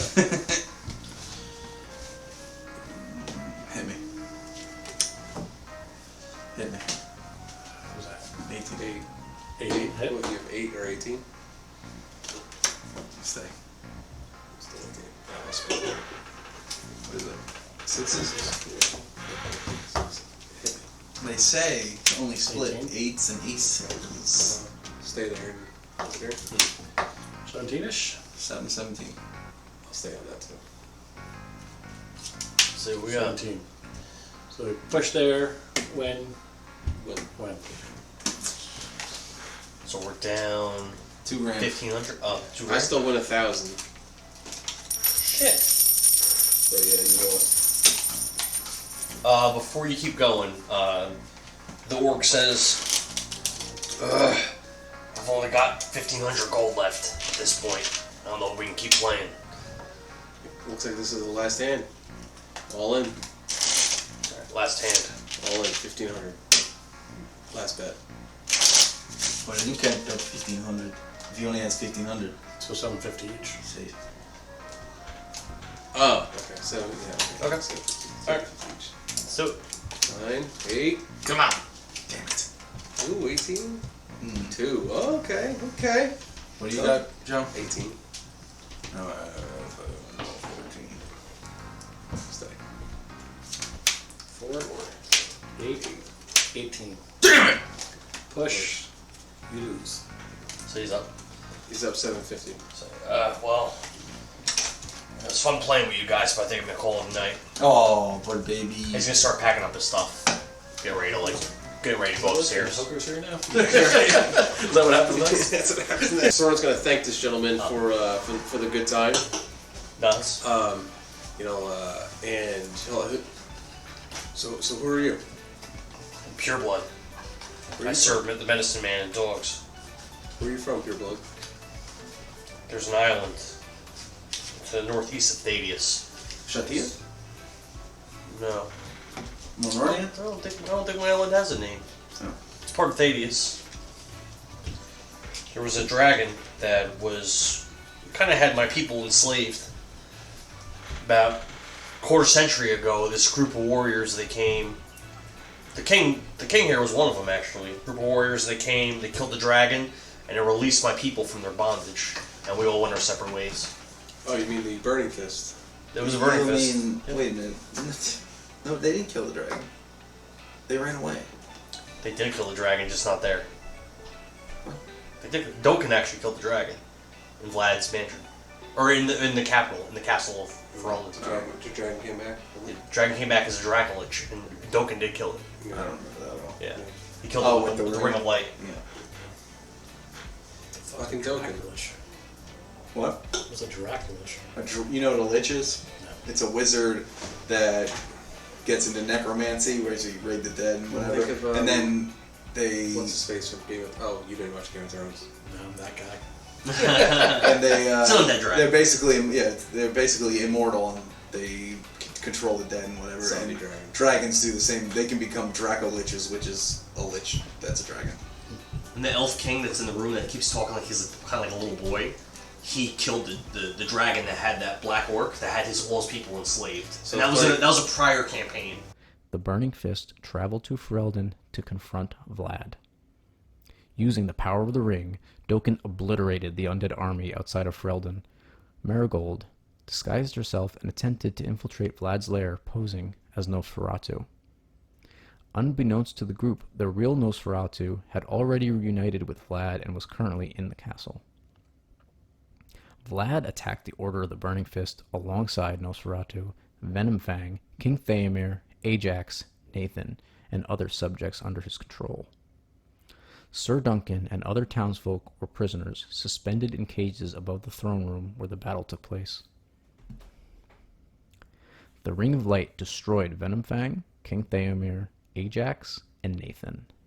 So, the funniest thing about this one is that back when we had friends and we all played, right? So, this particular character was like the worst bard ever.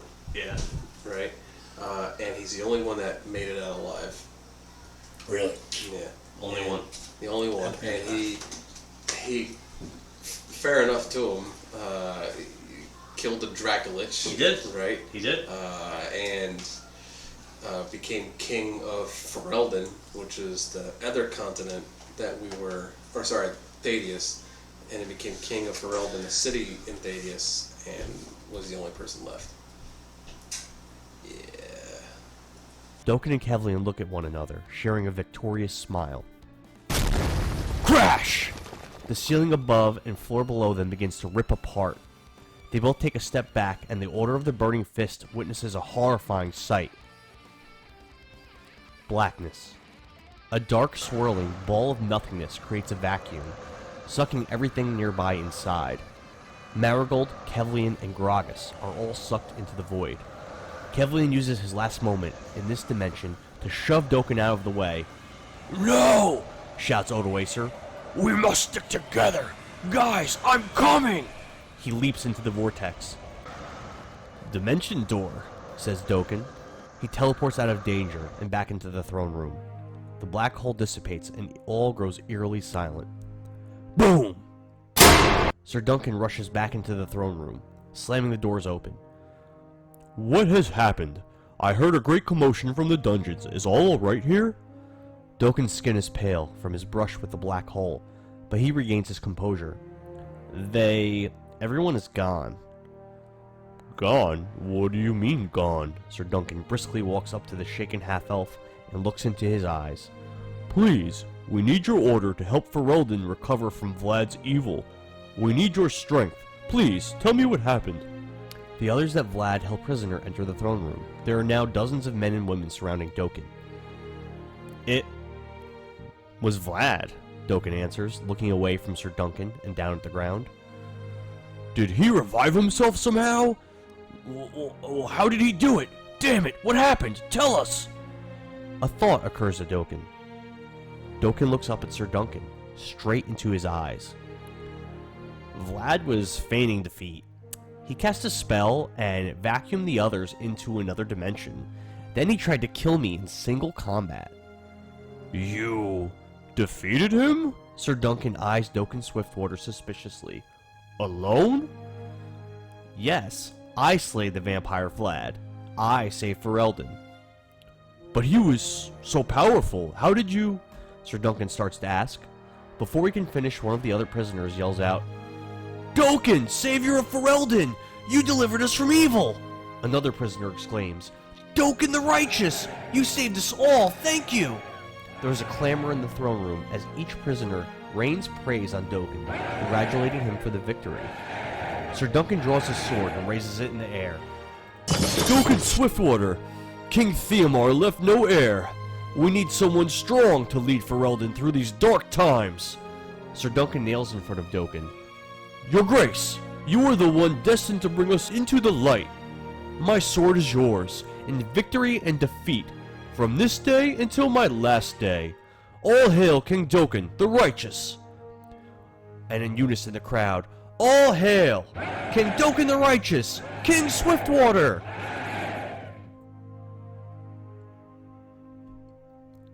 Doken walks over to the throne and sits. Sir Duncan presents him with the golden crown of Ferelden. "Yes," Doken thinks to himself, "praise me. I am righteous. I am your king." He lived to tell the tale, too. And he told it in his way. He told it his way. Which is actually a very Doken thing to do. Vekni is going to put her money back away. Sure. And she's going to look back at Doken. And she goes, "So you are familiar with a Kevlian Greystone?" His eyes light up when you say that name. His eyes light up, and he has this childlike giddy and just brightness in his face.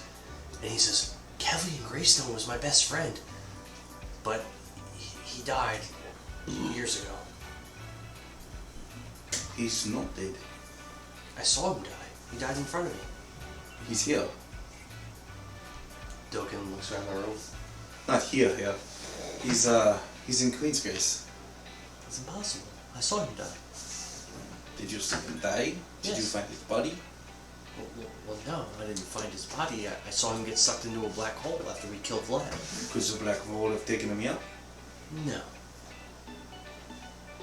Well, he's here. He's in Queen's Grace. He has no nose, correct? Doken, I'm sorry, but didn't you also see Gragas die? That's a good point. And he looks over to the dwarf next to him. "Gragas, why are you here?"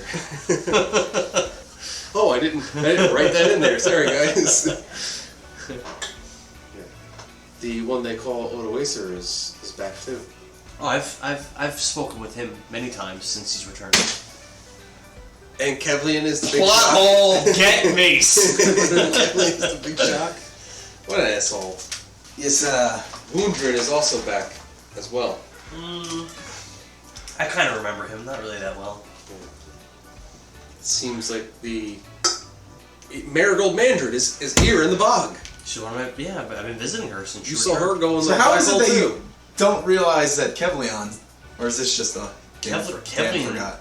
Dan forgot. I haven't heard that name. I haven't heard the name Kevlian since I lived in, since the war with Vlad. But she leans in with like this big storied look on her face and goes, "Tell me about it." Oh no, Kevlian was the chosen one. He was Neo in the Matrix. What is the Matrix? I saw him. Actually, one of my greatest vassals, Vandag, a warrior dwarf from one of the best blacksmiths I've ever seen. I saw Kevlian defeat him in single combat. Oh, that was really cool. It was incredible. Kevlian had this magic net, and a magic sword, and a magic bow, the dragon rend. It was originally Doken's father's bow.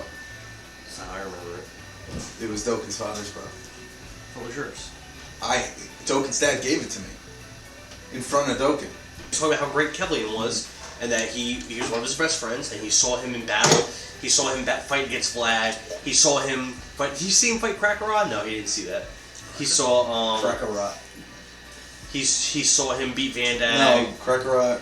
He saw him fight Vlad. Saw him save Hans, or try to save Hans. Saw him sacrifice himself to save us against Morathi. Yep. He brings that up. Yep. Vekni's eye like twitches at the name Morathi.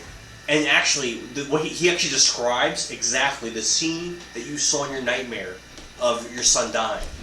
He describes that scene exactly. He also describes a time where he saved Odoacer from a water elemental while Zambini beat the shit out of him. Yep. That happened twice. And crit, motherfucker. Yep. The only time Dan crits is when he's hitting Joe. That was cool. He fell in the water and was getting dragged down. It is a lot of fun. And Vekni just has this like look of awe, and in her head she goes, "That's my boy." He was my best friend. And just like a little tear of happiness streaks down her face. He talks about how after Miclean died of old age, that Kevlian found Doken and they became friends and they bonded over that loss. And how Doken spoke about his father and how he lost him when he went on that mission to slay Venomfang all those years ago. And when they finally reunited with Erwin, a short time later, Erwin was killed by Eldari's bodyguard. Let me test their abilities, Eldire thought to herself. Another member entered the room, and she had to disguise her disgust as the tiefling called Bretzen arrived alongside the Norzugan Zambini. If Bretzen is shit, then is Zambini the bucket that carries it? Eldire can sense the party is beginning to question her intentions. A little coercing is necessary. She quietly crosses her fingers, knowing her bodyguard will attack once she gives the signal. He does so wonderfully. Eldire feigns helplessness and watches as the order goes about their work. They are skilled, no doubt. But her bodyguard is not without skill himself. He closes in on the one called Erwin, and his body is filled with shadows as his eyes grow solid black and he falls to the floor dead. The one called Doken appears to take this the hardest, and he begins crying. What a pussy, thinks Eldire. In Argoneth. That was sad. Yeah. That was probably the saddest NPC death. That's who Erwin is. It's Doken's dad. Yeah. Oh, it's on your list. Odoacer, Bretzen, Kevlian, Gragas, Woundrim, Mordrum, Marigold, Miclean, Erwin, and Ryan. The Arctic Wolf. The wolf? Didn't we make him into a shield? Yes. So as Doken spends, say, probably an hour just recanting stories of Kevlion. It's like 2 in the morning now. And Vekni's just enthralled with every word that he's saying. Just to imagine her son was that guy. He was that guy. He was that guy. Neo. Neo. He was Neo. Is Sorin coming down? Sorin's been coming down. Yeah. You can roleplay how you want. I'm coming down. You didn't sit and keep smoking. You only smoked a little bit. Doken, where can I get potions and magic items around here? He says, well, if you go and speak with Norse Berserker at the Deluxe Shop in Smithy, he's got some really cool magic items there. I asked him to give them to me, but he said I had to pay for them. Oh, well, money does do that, so... I don't have any money now. I have to go back to Ferelden to get some more for the people.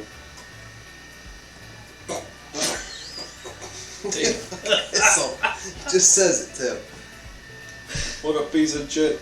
Well, it is getting late, so where is a good place to stay? Upstairs here. Just speak with Autumn. She'll set you up with a room. Can I put it on our tab? I don't run this bar. You can ask Autumn. How are you staying here? I'm the king. Stay for free. No charge me. Usually I'll stay with Pink Mango. We usually share a room.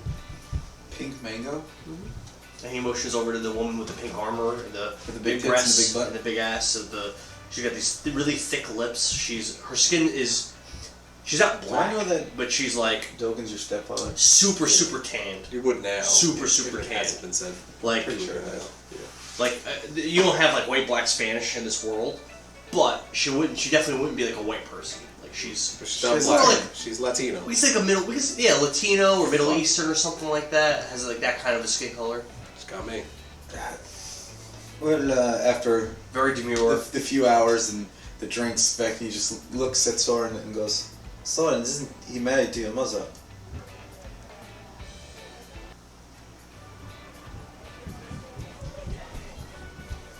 That's correct. That's why he'll be staying with me tonight. Well, that didn't change the other night.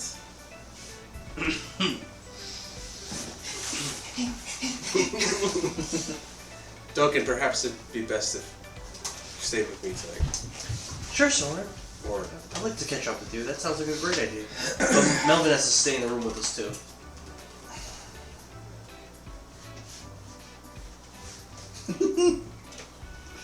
Otherwise, the queen will be really angry with me. that's okay. I can talk to Mother. Okay.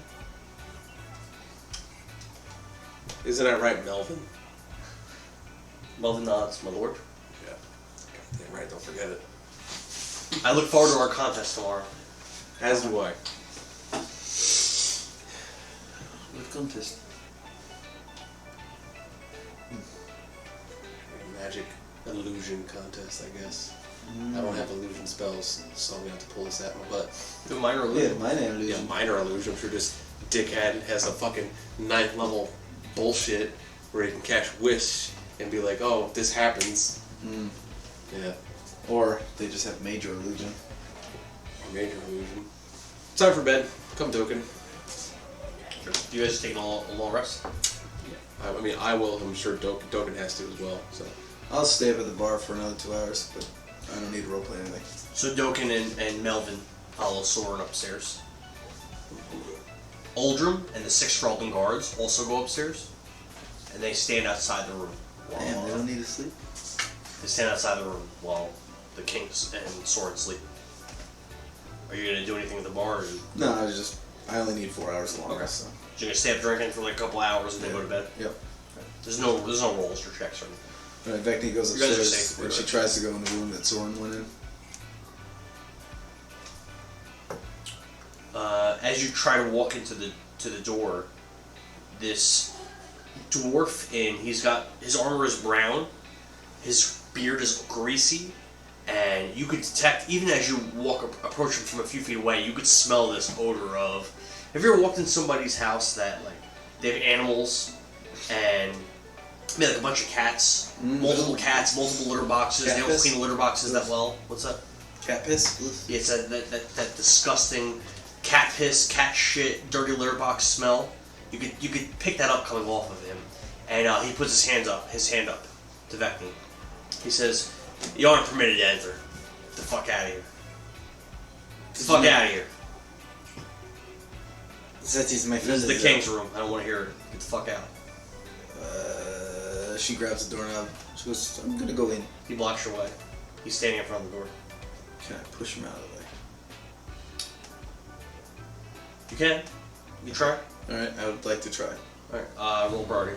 Standing in front of you is Oldrum, and there are six rolling guards with him. Alright, she's going to, as first attack, she's going to bang on the door, use my free action to scream, Sorin! Wake up, your god isn't letting me in! So we can say that wakes you up. Thanks. So that's your action. Okay, do I have to roll priority? What turn do I get to the door, Dan? Yeah, we have you do a priority roll, and then the next round you would enter priority. Oldrum's going to he pulls out this knife from his sword belt and he tries to stab you with it. I skipped my turn. You just went. Your turn was... You literally just went. I still have bonus actions. Oh. Okay. I will bonus action... What is that called? What is like bonus action, spend a key point, and take the dodge action? Yeah. That's what I was gonna do. Patient defense. Okay. So you're taking dodge. Now your attacks roll disadvantage. Everyone that attacks him? Yep. Oh wow, that's pretty good. Right. So he pulls out the knife and he tries to stab Vekni with it. Yeah, it's 14 is an issue, right? And the 6 guards attack you. Want to do one roll for all of them? Sure, at disadvantage. It could be bad, I could die. I'm dead. Yeah, it's a miss. It's a 13. So then we get back to the first round of the first turn of the next round. So Vekni would go first. You would go. You're going last. This is like a scene out of an anime. They're all swinging at her, and she's like... Okay. She does the same thing, bangs on the door, calls to Sorin, and uses another key point for patient defense. Okay. He's going to attack you again, and again I guess disadvantage. It's a 6. The guards, we'll do one roll for all of them. It's an 8. Sorin. Sorin's gonna go to the door, and when he opens the door, he's gonna do it in a very like violent, aggressive tone. Because he's wearing like that white gown, you know. His hair's up in curlers. And he's just gonna yell, "What is going on here?" And you just see 6 guards. It's almost like the very first time that you've ever actually seen Sorin, act out of emotion because of how tired he is, rather than calm, cool, collected, and trying to figure out what's going on. Okay. In my personal opinion, it would almost even put back the people that actually know him too. What do you mean put back? Shock. Because Put off? Yeah, so it's just not his character to do such a thing and act like that. Vekni. Vekni's gonna be... She's gonna look at you and be like, your gods won't let me in the room. It's not my turn anymore, I guess, right? You can answer. You could speak for 6 seconds. So again, he'll in that same voice, he'll tell them to put down their arms. She is welcomed wherever she wants to go. We get in priority with that because they would listen to you. Vekni, What is going on? They wouldn't let me in the room. Why not? This bitch tried to get in your room. Do not call her that. Bitch. Listen, short stuff. And when he says she's a bitch, you could pick up this hot, stinky odor coming from his mouth as he turns towards you to speak, Sorin. Yeah. So Sorin will dismiss these characters and tell them to get away. You want us to guard the door? Who's this guy? Dogan's guard. We work for Dovah. You don't have to guard the door. Guard the hallways. Yeah. So he shrugs his shoulders and he goes, "Come on, boys!" And him and the 6 guards leave. Okay. So I didn't say for them to leave. I said to guard the hallways. No, they walk down the hallway and they stand there, Yeah. looking confused. Vekni does the anime pull your eye down And she walks in the room. Thank you, Sorin. I don't know why those guys are such assholes. It's not like I was in the house use a whole night and I lose your companion. She crawls into the empty bed and goes to sleep. So you do notice when you go in the bed, you see King Doken. He's laying on the bed. This motherfucker. And He's trolled up so hard. And his face is just on the pillow, and he's smiling, and he just gets cozy. Not a care in the world. Like a toddler. How many beds? Is it just the one bed? Is it just the one bed? There's 2 beds. Alright, so she'll go in the empty bed. Yeah. To finish our rest. Okay. You wake up. You wake up, Doken's gone. What do you mean Doken's gone? He's not in the room. Becky will get up and go downstairs. Becky will, or Sorin will cast his unseen servant. Okay. Have him dress him again. Get him ready for his day. How long does the thing last? How long does it last? Yeah. I think. When you walk downstairs, you see Doken sitting at a table again with Gragas. The woman in pink, she's sitting with Doken now, and you also see that man with the brown cloak. He's sitting at a separate table. You don't see pure blood. I'll take another one as well. Excellent. And you don't that Ebony Knight. He's not there either. You see King Doken is sitting at a table. He's sitting with Melvin, Uldrum, Pink, the woman in the Uldrum pink. was the dick in the hallway? Yeah, the woman in the pink armor and all that stuff. The 6 guards are around them, and you also see at a separate table, you see the man in the brown cloak that looks all frustrated that you saw at Lord's Tavern. You don't see the Ebony Knight, and you don't see Pure Blood. And was the lady in pink was sitting with the guy in the brown cloak last night? No, she was not. She wasn't So Lord's. but there was At some... Lord's she was. Last night she was not. Oh, okay. He's sitting by himself again. Vekni will grab a chair and pull it up right next to Doken. Sit next to him and be like, "Good morning." He goes, hi, good to see you again. And she'll look over at Uldrum and just go like this. He looks at you, and his eyes are like all bloodshot and watery, and he looks greasy and dirty. You could smell him sitting close to him, and he doesn't say anything. Well, I'm glad I didn't wake you up with your last night. What do you mean? I was trying to get into the room to go to bed, and your guards would not let me in. Oh, well, that's a shame because I wanted to ask you about something. I love magic items, especially the mace variety. If you find any you don't want, give them to me, and I will have Uldrum give you some gold.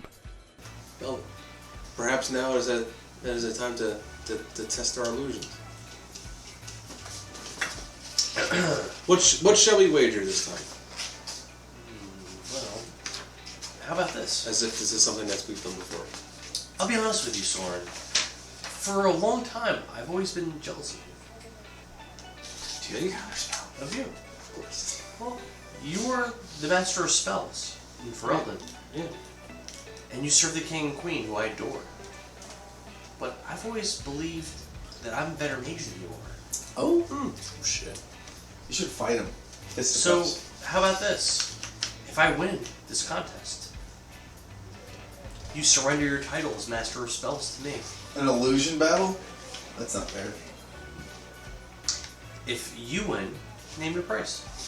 Name my price? Winner makes chili. What do you win?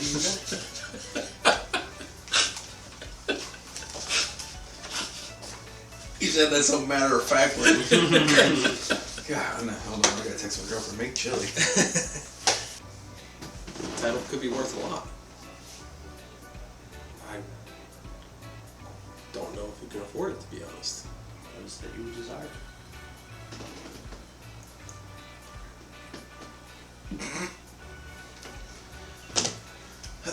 Clearly, I know Dan's gonna pull some bullshit and I'm gonna lose no matter what. Before I agree to anything, what are we doing? Well, my idea was you do your absolute best to create an illusion that can impress everyone here in the bar. And I'll do the same. And whoever does a better illusion wins. But how will we determine this? He looks around. Who do you think would be an impartial party? Doken, of course. Right, so the king decides.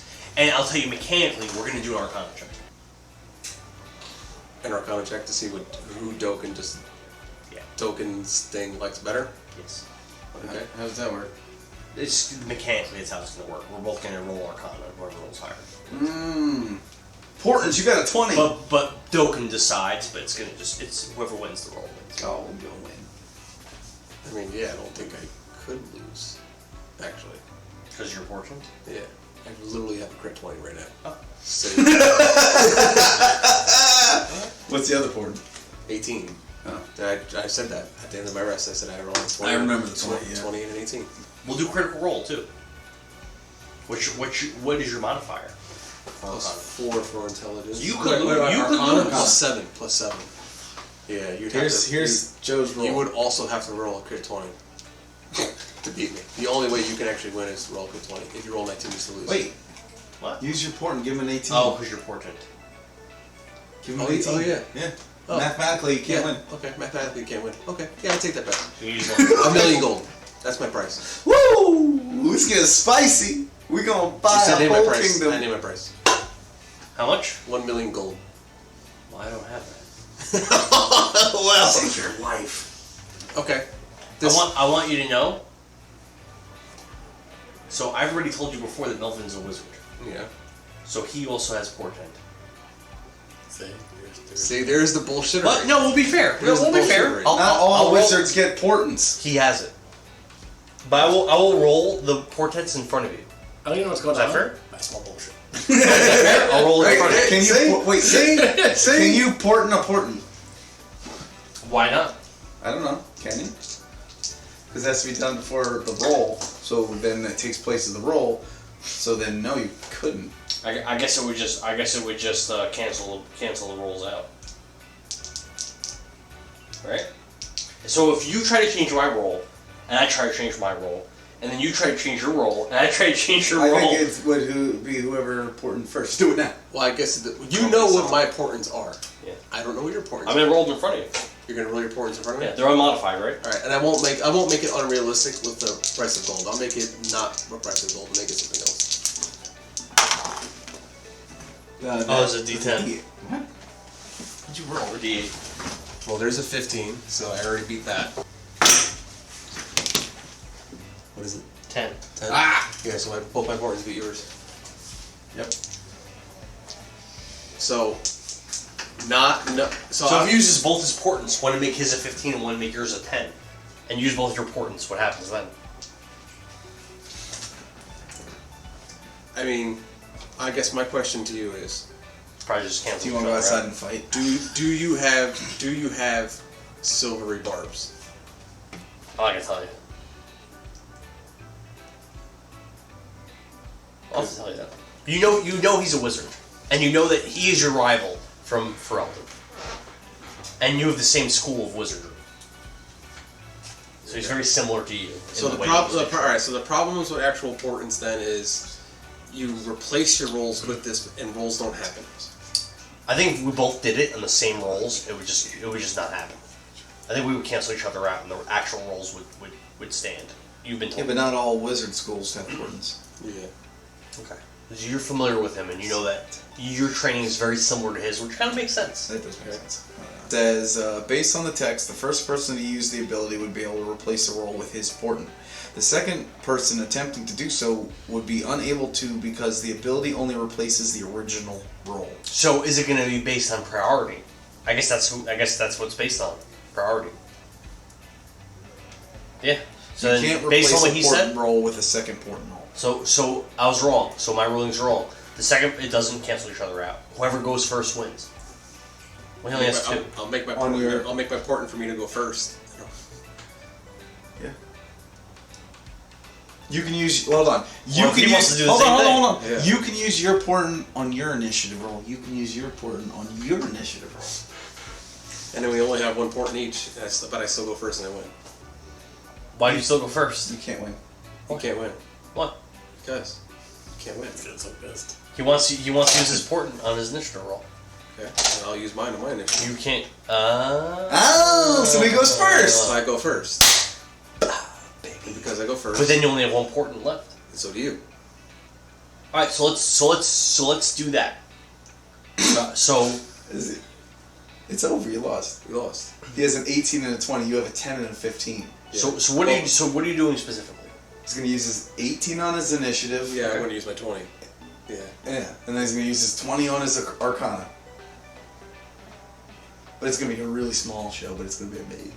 This is initiative plus. Oh, that could be bad. It has to be a plus 8 or greater. What's your initiative? Plus 3. I rolled an 18, 19, 20, 21. And I know that his first roll is at least a 15. So you go first. Okay. So you do. Describe what you're doing. Describe what I'm doing. Yeah, you're making. It's an illusion contest. What's your illusion? What's my illusion? Wait, hold on. We haven't even gotten into this yet before I describe what my price was. So You're right. let's do that first, Sure. okay? A million gold is. He doesn't have it. Yeah, he doesn't have it. He doesn't have it. He doesn't have it. But I'm sure as a wizard himself, and I'm sure the people that he knows, especially in Ferelden, I'm sure that a scroll of perhaps the wish variety. I don't have a scroll of wish. You told me to name my price, and for me to denounce my title as Master of Spells, it almost seems like you come ill-equipped to this battle. Well, the best spell scroll that I haven't already inscribed into my spell book would be. I'm going to tell him that what he is asking for, he simply cannot afford. His answer is the most powerful spell scroll that I have. Is Finger of Death. I have it back at the castle in my room. Next time we meet, I can give you the scroll. What is this Finger of Death? It's a 7th level spell. It does Not 7. interested. I learned it from one of the king's friends when he was at our court, and he spent an entire week with me going over magic and the power of the various spells that he had learned. You see, this man had at one time not been able to cast any magic, but after he had to kill thousands and thousands of elves, sacrifice them to his god, he learned a few especially powerful spells. So this particular spell I learned from King Doken's friend, Odoacer. Odoacer has Finger of Death? Oh, Jesus. It is my most powerful spell. Well, it is simply not good enough. Not for the title of which I own. You told me to name my price, I've given you it, and you cannot afford it. Fair enough. Then I suppose that we won't do this contest. Perhaps one day we will meet again, and you will come better prepared. Sorin, I want you to know, I do intend to take your title from you. One day I will. And on that day, when you're ready, yeah.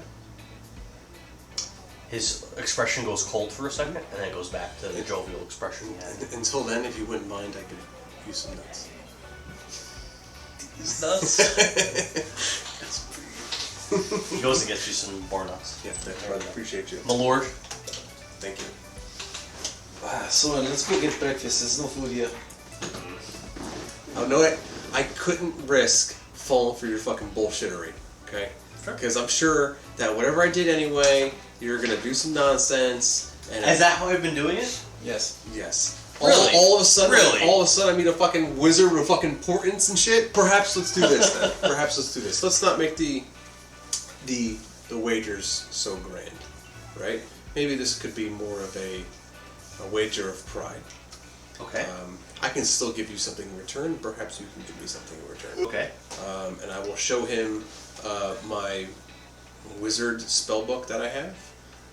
That is in Abyssal. Oh. This is incredible. This is a magical spellbook from the... So he looks over it for a minute, and very quickly surmises, this is a magical spellbook from the Abyss. Mm-hmm. Incredible. It also has a list of all of my current known spells. You don't know any more powerful spells than these? You don't even know it's in there, motherfucker. Sometimes. He knows you're only level 6. Yeah. So, in return, I ask for yours. You want me to give you my spellbook? sure as a wizard of your knowledge, you must have a backup. Oh. You must have a backup. Oh. Unless, of course, you are afraid. Sorin, I can't give you my spellbook. This wager's too great. Well, hold on. You wanted his title. Yeah, but my spellbook. So your book is more important than a prestigious title? Well, I only have one spellbook. Without my spellbook, I can't cast spells. You and I have. I'll be helpless. You and I have known each other for years. If there's anything I've taught you is to never have one spell book. That's all I have.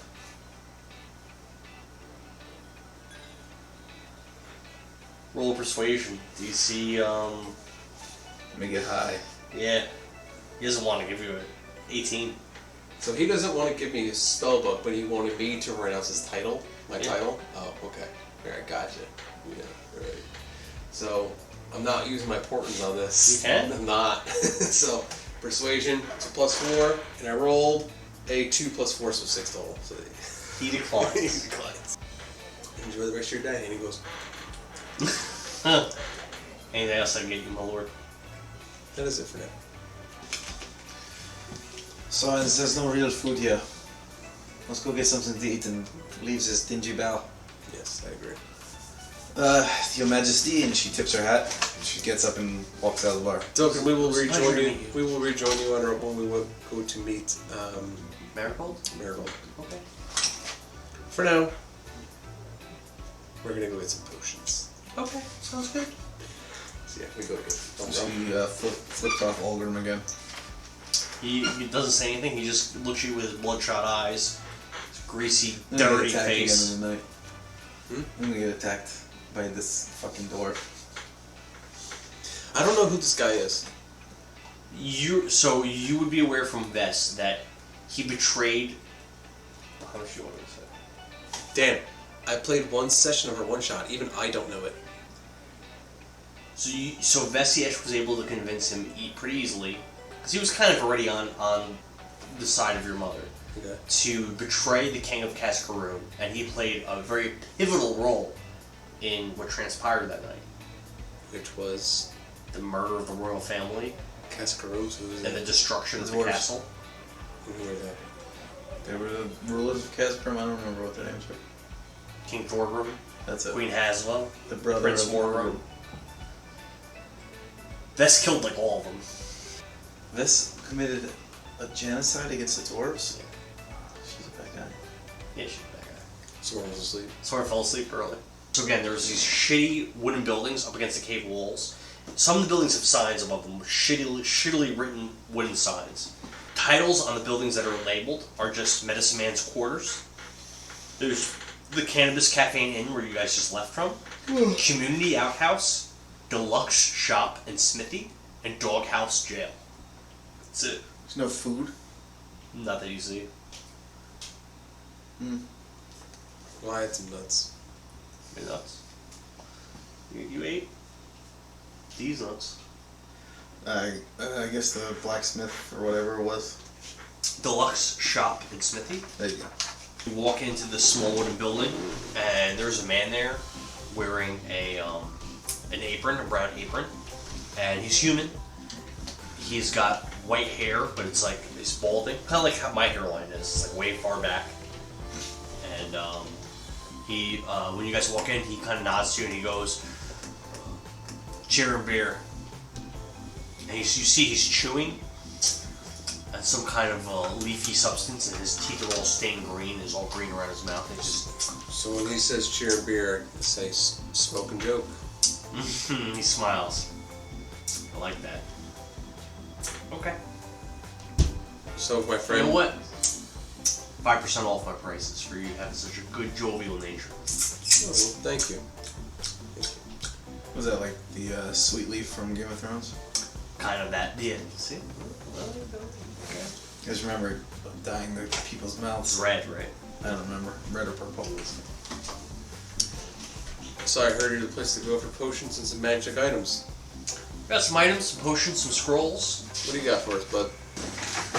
Kevin? See this. If you were part of this right now, this is where you want to be. This is where you want to be. You always want magic items and potions. Amulet of natural armor, +1. +1 to your AC, I'm guessing.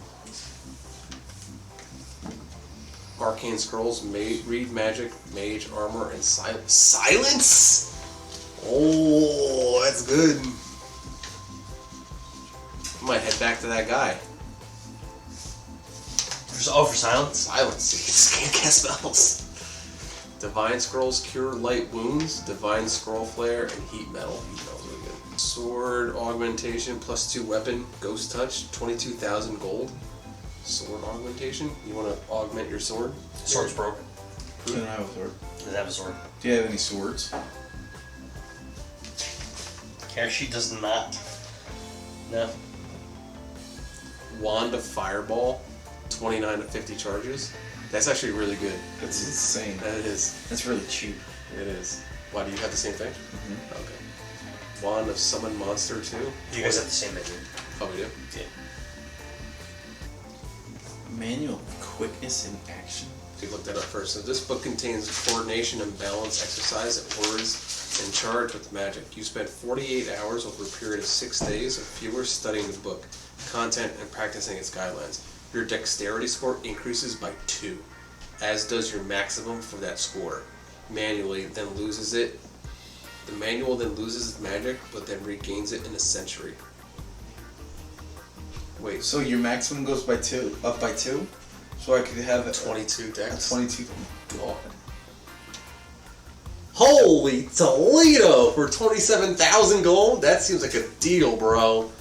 It takes 6 days to do it, though. But hell, we can travel from here to fucking Anywhere. Krakus's Tavern and you got it. Jesus Christ. Well, you're already at a 20, right? That would break your character. That means my armor would be 20 AC. I mean, hell, that would be even good for me. Like, it'd give me a plus. I could have an 18 to dex. Tomb of Understanding. That's Raises your wisdom. Where are the potions, though? Cure the light potion of blur and potion of jump. No potion of healing. Nope. Excuse me, do you buy magic items as well? I don't know. I've been swindled before. I gotta ask you, how much integrity do you have? So much. A lot of people don't have a lot of responsibility. A lot of people, they don't take accountability for what they do. It's chewing. What do you mean?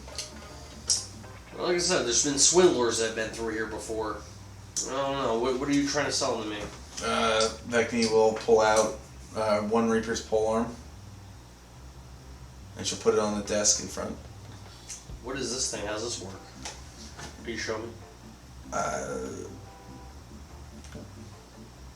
don't have anything written down. I just have one Reaper's polearm, so I think it extends and it's magical. You never sent me anything about it. It's on Discord. Look up Discord. So she'll explain how it worked. I'll give you, 100 gold for it. That's it? What are you thinking? So she'll explain about how it was very practical, or how good it was in battle. And then one night was wielding it was almost unbeatable in battle. He plays around with it, and he's like, 150? I think you're lowballing me. Well, throw out a price. 1,000. Roll persuasion. Your DC is... Actually, there's no DC. We'll see what you roll. 15 plus 5. 850. Joe? Give it to you. I don't know what that is. And he's looking at it like, oh, this thing's kind of cool. Is he... you said he's an older man, balding? He's not really older. He has white hair. I would say he looks like he's anywhere between 35 and 45. Somewhere in that range. Human. You know, you kind of, she puts on like this cute smile. She pulls back her poncho. She leans in. She does this. She goes, you're kind of handsome. Let's go with persuasion. Roll a.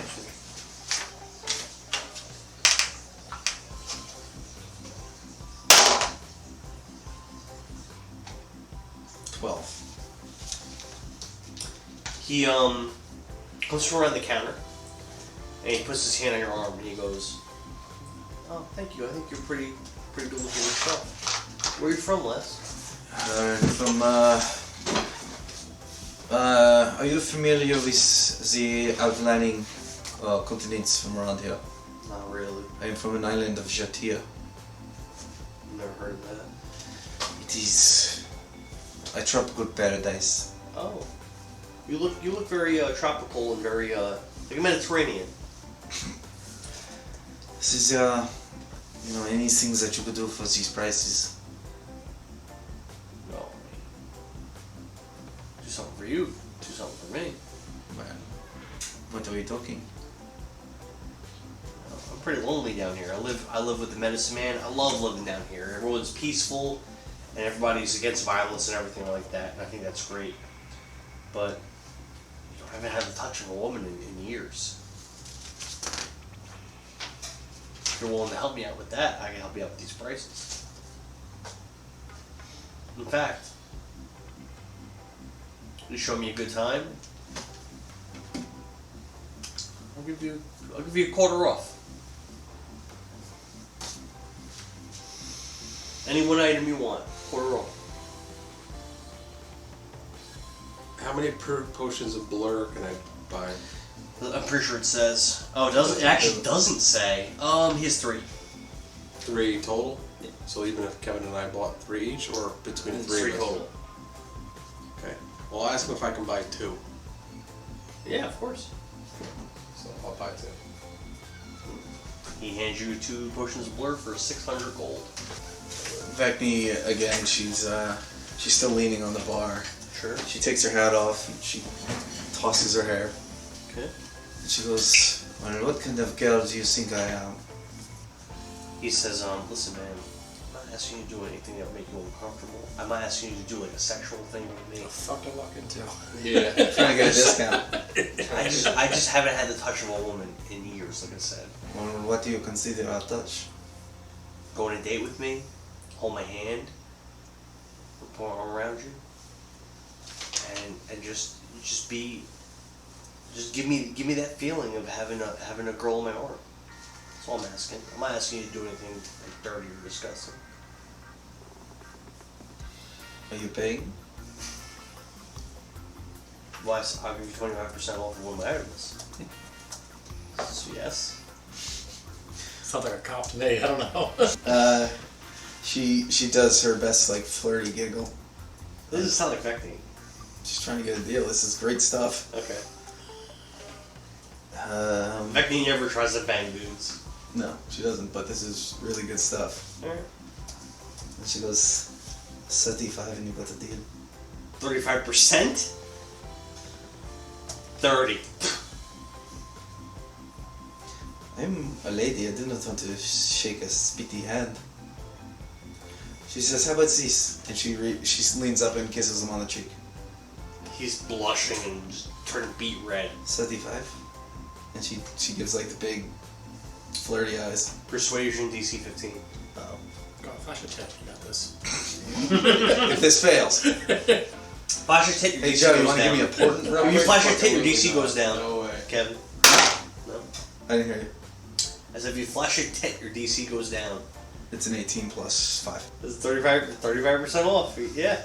But you have to get a little your part of the bargain as well. I'll go on a date. I don't know. All I have to do is go on a date and hold his hand. Yeah, hold his hand. That's all he said. Hold my dick! All he said was hold my hand. Specify what you got. What time do you get off? I get off at 8 p.m. Maybe 9 if you're lucky. Okay. We're gonna say it's about 8:30 in the morning right now. Oh, is it that early? How much is Alright, it? I will buy the one $6. fireball. Yeah. It's not bad. Okay. Hand over the gold. 6,525. You got it. That's insane. Ching! Thank you. I still have 28,000 gold. This sword augmentation. Hmm. Can you do it to a different weapon? I'm only competent doing it to swords. It took me years to develop that the ability to do that to a sword. So. But I keep breaking swords. Well, just be aware that if you do this to a sword and it breaks, then it's broken, and that weapon's gone. I'm gonna buy the amulet of natural armor to get a +1 to my AC. Sure, you can. I was thinking about that. You have to, it requires attunement, just so you know. That matters. Because I could wear that as a wizard. I'll have 21 Yeah, you on can. AC. He only has one. So just so you're aware, Keith, in this game, when it comes to magic items, there's like crazy strong items. But any one character can only use 3 magic items at a time. Attune. It's called attune. Attune to 3 magic. And it costs a short rest to actually like sit down and like get used to how an item works. So if you want to use a strong magic item, it uses one of those 3 item slots that you have. So you can't have like shitloads of stuff. You have to pick between 3 things. No, it's a short rest. How long is that short rest? An hour. 1 hour. Vekni is going to use her discount on 35%. the Tome of Understanding. So 17,875. Yep. Well, we don't need Say that great again, magic. 17,875. It's a lot. It's still a lot. How much scrolls of silence do you have? And that amulet to get the +1. He told you only give it a discount for 1 purchase. I know. It's only $6 grand. It's not a big deal. Oh, okay. He's got 2. I wish I had that kind of money in real life. Okay. Thank you, sir. Appreciate your time. Yep, no problem. Okay. He points to back. Don't forget about our date later. Of course. How could I forget? Is that going up? So we walk out. She goes, so we have to leave. No. What's the other buildings that we didn't go to? So there's Medicine Man's quarters that you went to, Deluxe Shop and Smithy, which you went to, Cannabis Cafe and Inn, which you went to, and there's also Community Outhouse and Dawghouse Jail. Let's do jail. See what's up. We should go to see the boss guy, whatever the hell his name was. Medicine Man. Medicine Man, because he has bounties for the people we killed. You're gonna go into the dog. Man, this is why we're friends. You can go into the Dawghouse Jail. Yeah. Okay. So you go in. There's a desk there's no one behind it or anything, and you see 3 cells that are empty. There's nobody in there? There's no one in there. It's an unoccupied building. Well, can I search the desk and see if there's anything there? Sure. Roll an investigation.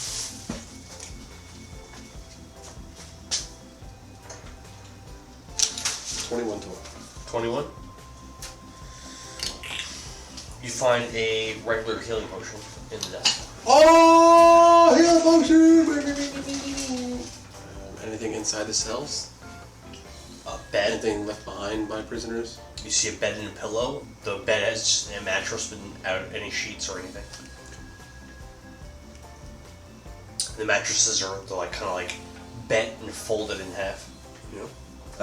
Vekni from drinking needs to pee-pee. She goes in the outhouse. Sure. Is there a men's and women's? No, it's one building. What's the symbol on the front that lets you know it's one building? For both sexes. It's a drawing of a dog with a pipe in his mouth. Okay, taking a shit. No. His leg up. It's like, yep. Oh, excuse me, girl dog squad. Are you guys both going in at the same time? No. So that when you walk in, you enter into a tiny room, and there's a circular steel covering on the floor, and there's like a metal handle on the covering. You know someone hid something in There's that circular shit. holes in the side of the walls. Oh! Wait, say that again. There's a circular hole in the floor. I see what you did It's a there. circular steel covering on the floor with a metal handle. Okay. I'll go over to it and lift the handle. You lift it up, and you look down, and it's just black. How far can I see? Oh, you have dark vision. It goes down about 10 feet, and you see there's a ladder. A ladder 10 Fucking feet down. knew it. Fucking knew That's it. why I wanted to Stay. Stay. It's a roundhouse, do I- randomly. Do I hear anything? Roll perception. 16 plus Why do you make him check? 6.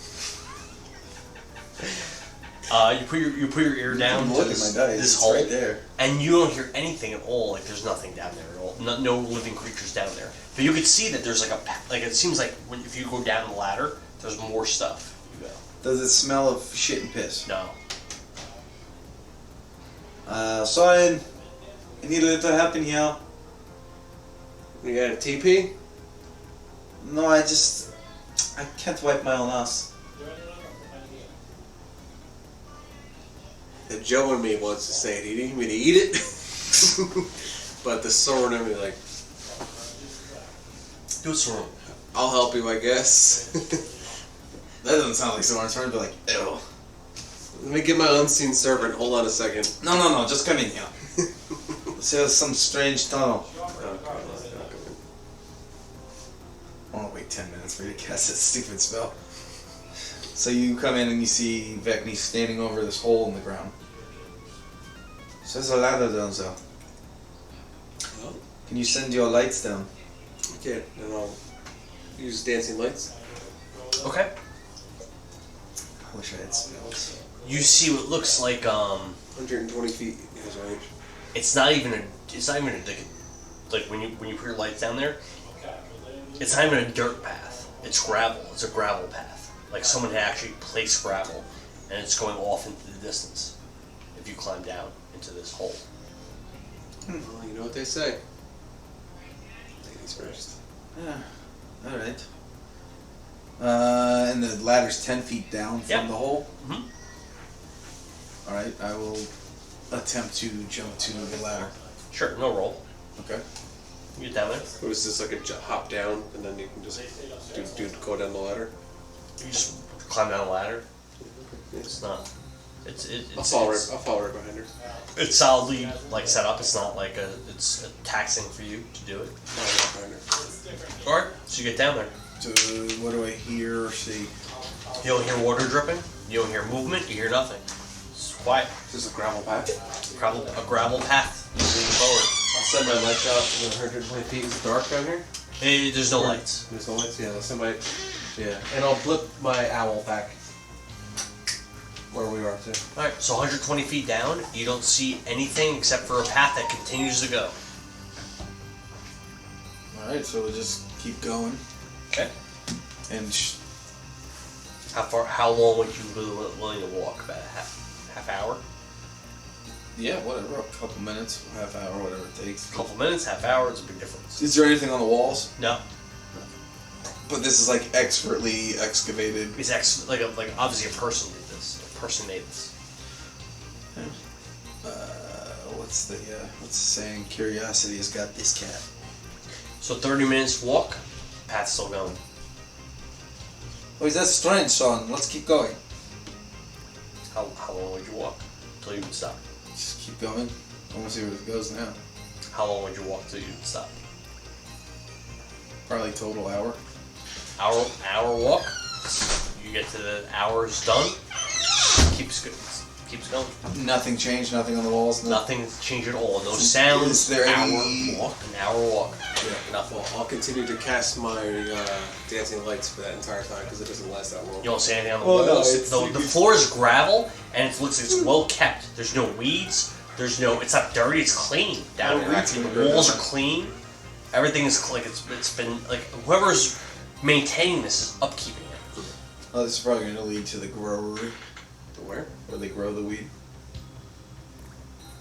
Anyway, I'm kind of curious if this path keeps going. keep going. Got nothing else to do. Let's keep going. I'll take my owl now and fly him out. So. I'll walk another hour. So another hour goes by and yours keeps going. I'm so fucking confused. No. This is this is long. This is long. It's 2 hours Oh, of yeah. walking down a path. That's 2 hours. ridiculous. Let's keep going. You know, yeah, no, this is a CT. We might not even be under the vault right now. He's actually astounded that there's no water under here. No water. None. And no, nothing on the walls. It's all the same shit. Yep. So she reaches in her pack and pulls out that open bottle of rum. Sure. Just takes a couple swigs and puts Oh, it that back. you got from those guys that died? Yep. Alright. And keep I'll walking. just keep the owl in front of us until the owl sees something. Just keep going. Okay. How long does this find familiar last? Forever. Forever. Doesn't go, yeah, that does not go away. Right. So how long would you guys walk until you just like, this is too much? 2 hours. 2 hours go by and the path's still going. I would say about a day. A day? We've already gone this Without far. resting? We've already gone. Well, No. I didn't say that. Okay. Yeah, I didn't say I that. think total, maybe about 4 hours, and if we don't find anything, we turn around, because that's a full day. So you walk an additional 4 hours, so you're 6 hours into your walk, and it's still going. We've already gone this far. What are we gonna turn back?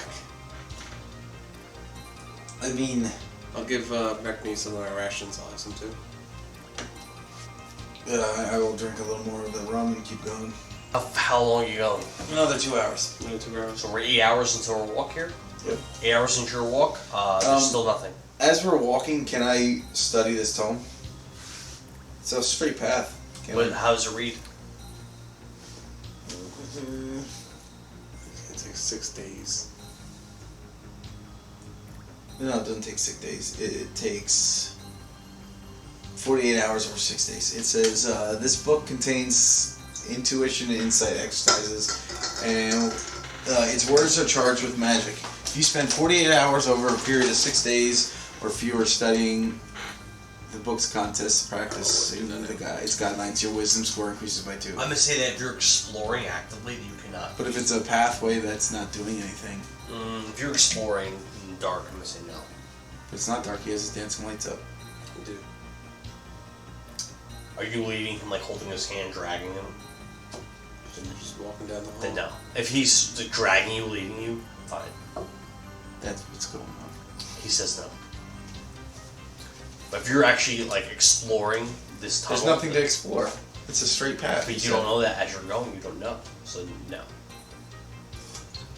Well, the way I see it, his owl's 100 feet in front of us, seeing 120 feet in front of us. I'm not really doing anything. He's doing that. Yeah, I know. I'm not really exploring anything. Kevin's point, he's not doing anything. My dancing lights are up, and my owl's out, and we are walking together, and while we're doing that, she's just reading everything. I still don't think it's a good idea, because it takes 48 hours for you to read that. Yeah, but you can break it up over 6 days.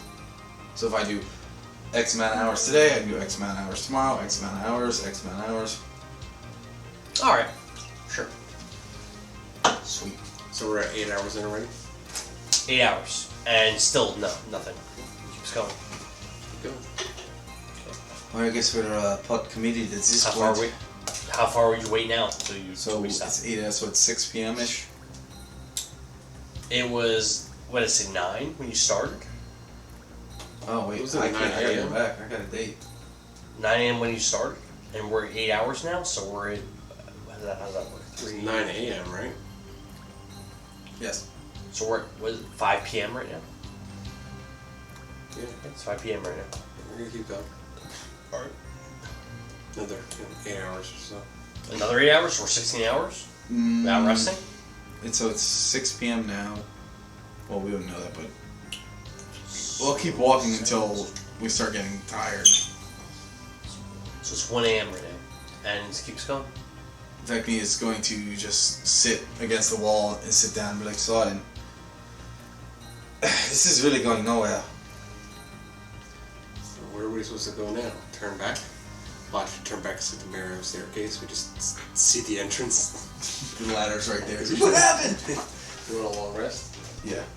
Vekni's going to sit down and just say, Sorin, my feet hurt. I'm going to take a quick snooze. And she'll just lean her back against the wall and pass out. You a little resting, Sorin? I am. So that would take you 9 a.m. Okay. I'm gonna change my spells now. Sure. I'm getting rid of Fireball, and I'm picking up Lesser Demon. Okay. How many hours did you walk? 16. 16? Okay. I gotta roll 2 So, more. I gotta roll. I wake up 4 hours before him, and I'll spend those 4 hours studying the book. Absolutely. I'm rolling 2 more points, dang it. Did you pick the Dex book or the Wisdom book? Wisdom. Did you get +2? 11 and 3. Well, I'm already maxed out in Dex. It's not great. Yeah. Yeah, I heard you.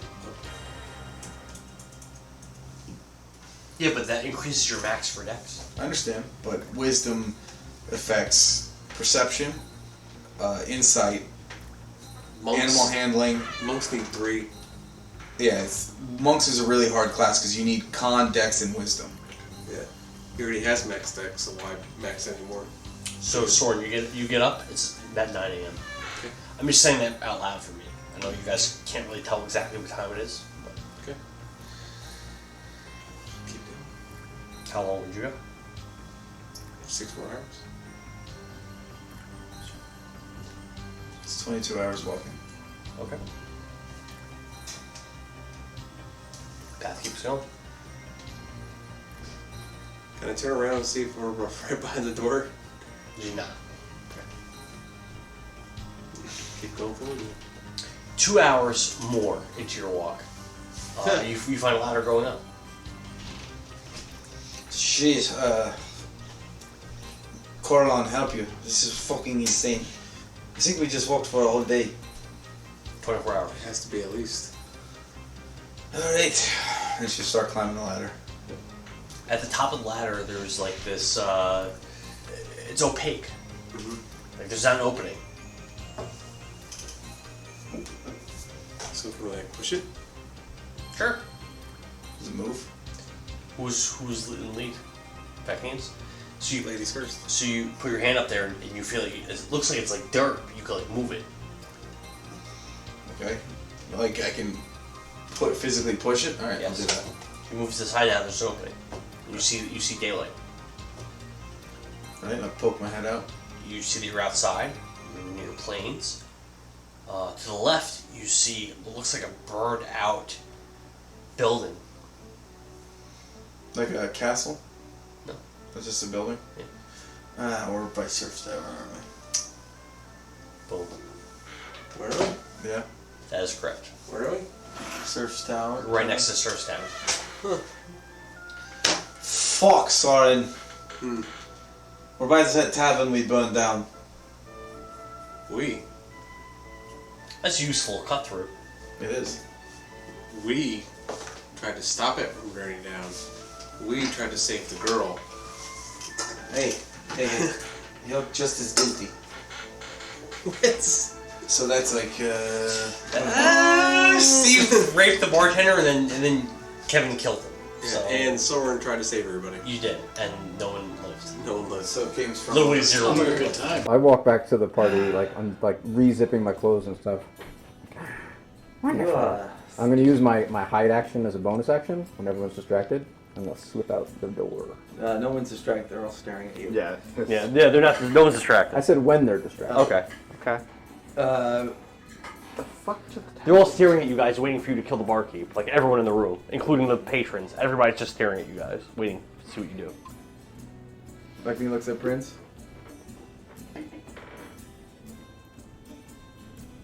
I'm not killing it. I got through to him. Well, let's stand him up. The two guys that were holding him down pick him up. Around his Vekni will ankles. reach into her jacket. No, it's not a jacket. A poncho. And she'll pull out, and she'll throw a dart right at the guy. Oh. I won't have you roll anything. We're trying to aim at him. His neck. The dart pierces his neck, and blood starts coming out of his mouth. And the soldiers let go, and he just slumps to the floor dead. They all look at each other like, yeah, the soldiers, yeah. Not bad. Well, help yourself to what's left. We're all making our leave. Well, Sorin's gonna walk over to the girl. Take some of the bit of rope. Tie it around her hands. Yeah. Tie it like around his belt. That's where you are. You're right next to the Surf's Tavern, which is all burned out. There you are. I guess. It's useful to know that, so you can get that way. I guess It we is. have to head back I'm just gonna write on the map that there's a fast pass for me. Yeah. Well, back to the doghouse. So can we just fast pass through the fast pass? Not including your rest, it was 24 hours of walking. Yeah. So are you gonna rest in between, or are you gonna just walk 24 hours No, straight? I'm gonna rest in between. I'm gonna roll 2 more portents. Okay, so we're gonna say it's gonna take you then 32 hours to get back to the doghouse. I complete reading this tome. I missed it, so why are we going back to the doghouse? Because we never wanted to leave. We just wanted to find out what this place led us to. And it led us to a place that we've already been and burnt down and killed everybody. Once we pop out of the hole, Vekni's gonna turn to Sorin and be like, It's called 5th edition. I need to go character talk to sheet. this stupid shopkeeper.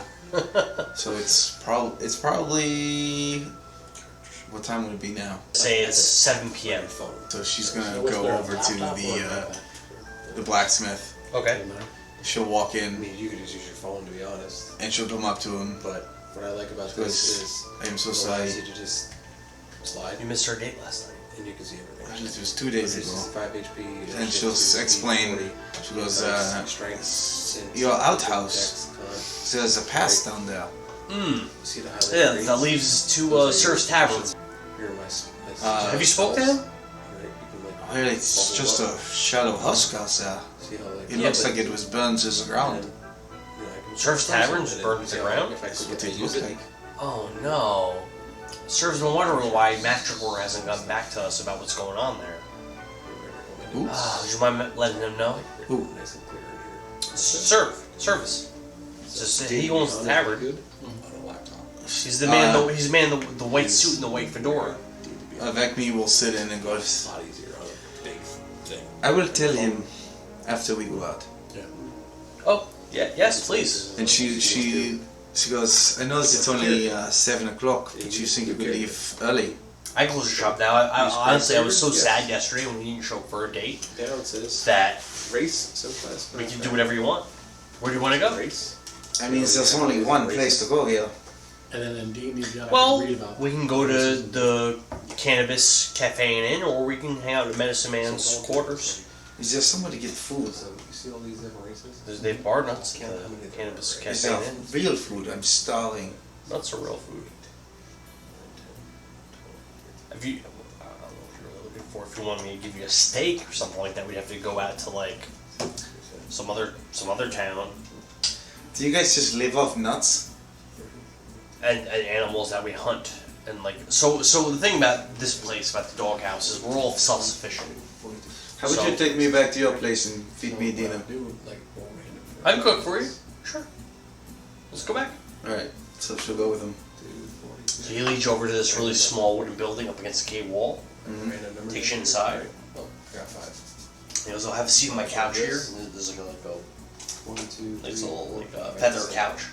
See my couch here, and I'll prepare you some supper. Okay. So she'll sit down and she'll look around. There's probably nothing in the shack.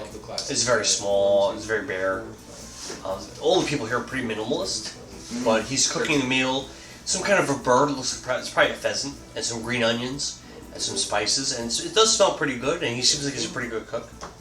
Man, again, he's got that balding, but white hair, and he's probably 35 to 40. Cooks the food up. So what does he have, like long white hair? No. Alright, so it's like showing close to his head? Yeah. And he sits at the table, plates, silverware, the pheasant, Centaur Ranger. and the green onions, little side of vegetables. He says, "Madame, have a seat. Let's sit down, enjoy a meal, catch up." She's like, well, thank you, and she reaches in her pack and pulls out the rum and pushes it down, bangs down on the table, and she goes, do you have any glasses? His eyes light up. Dex. I love the drink. This is great. But he grabs 2 glasses from his cupboard. He's about to go clean. Puts one in front of you, puts one in front of him. Please. She pours enough for a shot in his glass, and she fills hers like Sure, go for it. 2/3 of the way up. He takes his cup and he holds up to you and he Centaur goes, Ranger. I'm not afraid to drink. Why? When I only have so much. And your bottle is looking kind of low. Like if you were to fill his cup, it'd be Introduce you to the party. So what's up? You know?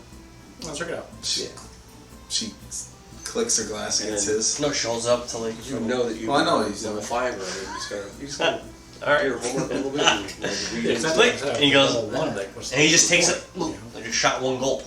And she takes her cup and does the same with the 2/3 Yeah, full you'd be cup. starting level 5 And with this, she's like, which is just It's been a minus long 1 2 days. penalty. Yeah. But if my character were to die, Looks over to your rum and he I'll be goes, level 5 tomorrow. Listen, Yeah, sweetheart. Yeah. This is nothing for me. I think if you cut me open, you could just drink my blood and get drunk. I never want to do that to you, my lady. Well, I would hope you wouldn't. I'm just making a joke. He reaches out and tries to hold your hand while you guys are sitting there.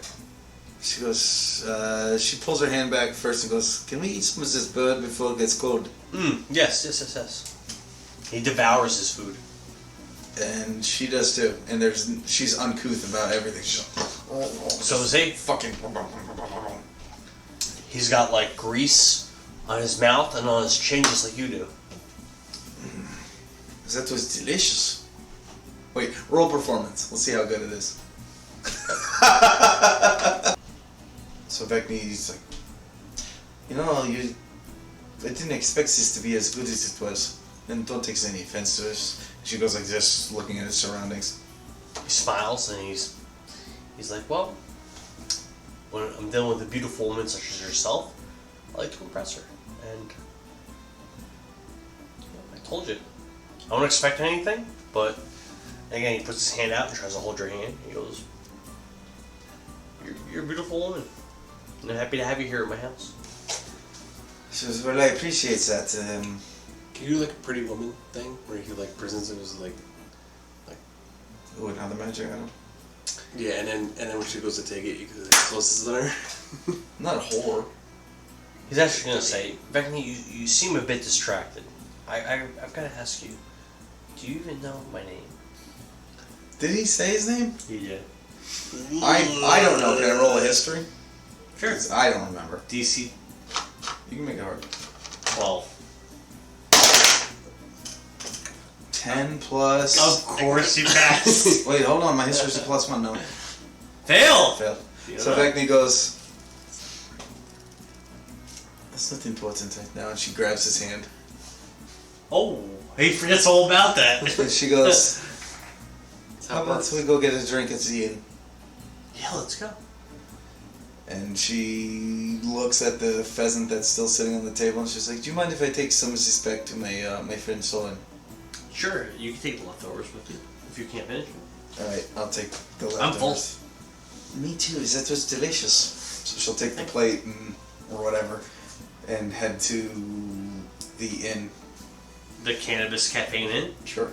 hand in hand. Sure. What time is it? So it was 7 when he left work, so I don't know. Probably 8:30. Sure. So, Vekni, you walk in with Norsk Berserker, and you see Norse Berserker? That's his name? Yep. And you see Sorin sitting with his father, and the woman in pink armor, the smelly dwarf, Gragas, Pureblood, and you see the man in the brown cloak that you saw at Lorgan's Tavern. He's sitting at a separate table, and you see the Ebony Knight walking, pacing back and forth. What is that? The Black Knight that you saw at Queen's Grace, and you also saw him in Lorgan's Tavern. What are you And you have a letter from him also that he wrote to you. The Black Somebody Knight. from Queen's Grace? Who?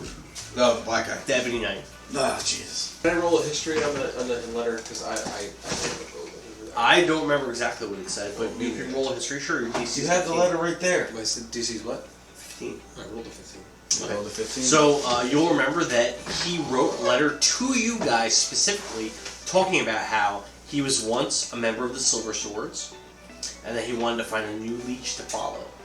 He went to Queen's Grace, and he found that the people there treated him in a way that he felt was racist, and he felt that it wasn't inclusive, and that they had separated everybody by race, and there was halflings, and there was ogres, and orcs, and elves, and dwarves, and he didn't like how it was. Not here. Then in Victor Valley City, he felt like things were corrupt there, and everybody wanted money, and it was all about bribes, and he didn't like it there either. And he was planning on going to Messiah near the Birdhaven ruins to maybe find a true liege to follow. But instead of being there, he is here. What's his name? Black Knight? I don't believe we ever learned his name. But in the letter, he had a multitude of names written down. He had the name Dark Deacon, Green Goods, Valerian Knight, Obsidian Ghost, and Isaac. Sir Isaac. Do you remember that shit? So Vekni walks in and sees Sorin sitting next to Doken, and she puts a plate of pheasant and potatoes in front of him. She goes, "Here you go, son," and she pats him on the back and heads to the bar. Oh, thank you. It's been a while since I've been accustomed to such.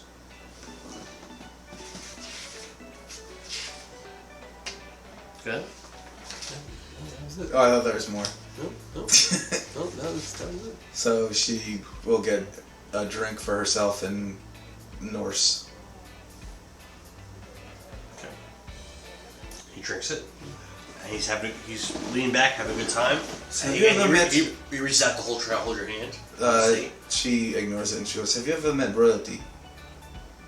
I'm just a simple shop smith. Have you ever wanted to meet a king?" I met King Doken before. Oh, well, then, yeah, I guess I can't impress you too. I've got to say, Vekni, he's not the kind of man that I would expect. No, he's not very prudent. He's not very stoic. He's most childish. Like a young boy. And his voice almost sounds feminine. he's a bard. Well, I'm gonna eat this dinner. Okay. I have a Dogen. I'm gonna ask Doken a personal question. What is your relationship with this Pinky? You had asked to share a room with her. Oh, she's I come here often to meet with Medicine Man and Marigold, as are some of my old friends.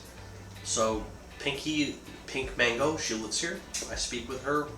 We have a good time. She likes to drink. She likes to have a good time, listen to my music. I play music sometimes for people at this bar. You, forgive me for asking, but you don't do anything against Mother's will and wishes with her, do you? No. I want to roll that shit. We roll insight, baby. Okay. Roll. Oh, it doesn't count. What do you mean it doesn't count? It didn't roll in the fucking box. Go ahead. Do your thing. What am I rolling? You're gonna roll insight. Wait, why did you roll? Deception Roll versus insight. Well, hold on. I didn't know that you were rolling. I thought you were just going to give me a DC. No. Because if you're rolling, I'm going to give you important. Then you use. Oh, you didn't use importance. That's why. Important? I didn't know that you were going. I'm rolling. Well, if you're rolling, I'm going to give you a fucking important of a fucking 3. Had you had said that before you rolled, I would have done that. But typically, you just give me a spell. Fair. You give me a spell That's DC of like 15, and I have to roll it. Okay, go ahead, roll. Get fucked. Yeah. So what do I roll? He's automatically gonna save. Eat shit. Suck a dick. So what am I rolling? He's automatically save. Insight. What am I rolling? Insight. Insight. It doesn't matter what you roll. Okay. So he's gonna change my. Alright, so I roll a 16 against his. It still uses your portent. I know it does. But my character wouldn't know that. You wouldn't. I wouldn't know that. So. But you would be familiar that Doken is a powerful spellcaster. Bardic inspiration, baby. Well, not even that. Just even just a what's it called? I'm not telling you. The auto save. I know. Yeah, I know. Legendary save. Legendary save. You know that Doken is a powerful. So spellcaster. after he fails it, he just chooses to succeed it. Yeah, I know what legendary save are.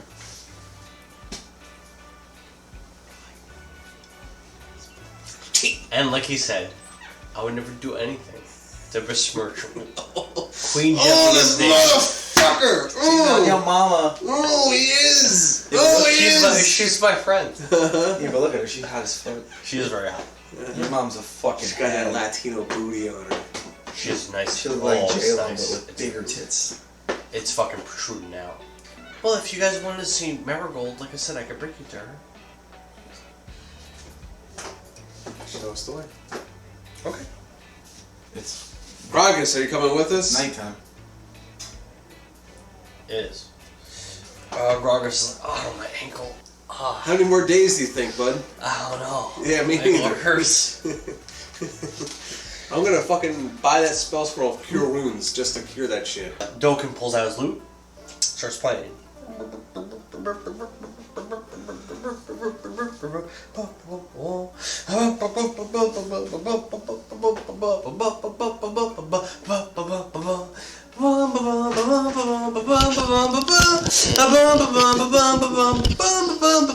And then you see this blue, like, magical effect appear in this certain shape where it's like this blue light appearing, basically drawing a blue doorway.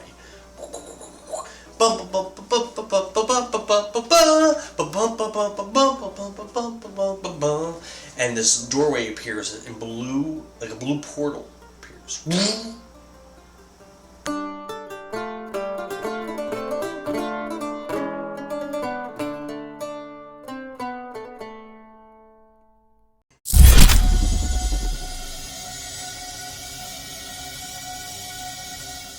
Hey guys, Marigold's right through this way. Someone's gonna pull out his wand of fireball and his regular wand, and I'll go through the wall. Warcaster allows me to do that. You're gonna get me. Two I'm not there. once? Why not? Why are you there? I'm at the bar with my date. Why not? I thought you were there. Yeah. I'm at the bar, but I'm at the bar. Vekni, we're waiting for you. Well, I guess this is where we end our date. my ride's out of here. Well, Vekni, I hope you'll see me again. This is great. I had a great time with you. Yes, you know what? I enjoyed your company too, and your cooking was impeccable. I thank you. I feel like we have a lot in common. I must ask, are you on some kind of a adventure? Well, I don't belong to this continent, and you know, I go where I'm needed. Well, when you're done doing what you're doing, please make your way back to me and let's continue where we started off. Until we meet again, and she tips her hat and turns and walks away. Don't forget me, Vekni. I'm your berserker.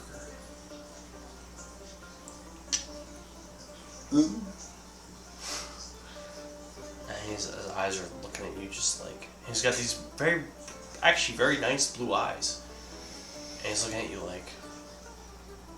And she's got one of those toned butts, so he gets a good view as she walks away. Yeah. And she comes up to Sorin. She goes, "What is this?" It is where we are headed to next. Marigold Maynard. Why are we saying Marigold or whatever? What do you mean, Frank Vendrick's sister? Daughter? Sister. Sister. She is a burning fist. Let's keep the whole killing of brother a little bit of a secret. Well, I'm sure we can keep that a secret. You exit the portal, and you see that you're in... It looks like you're back in Epona's Bog. You're surrounded by trees. The ground's all mucky. There's just mucky swamp. You can see almost this white mist of this heavy, humid air. And there's a path leading straight forward.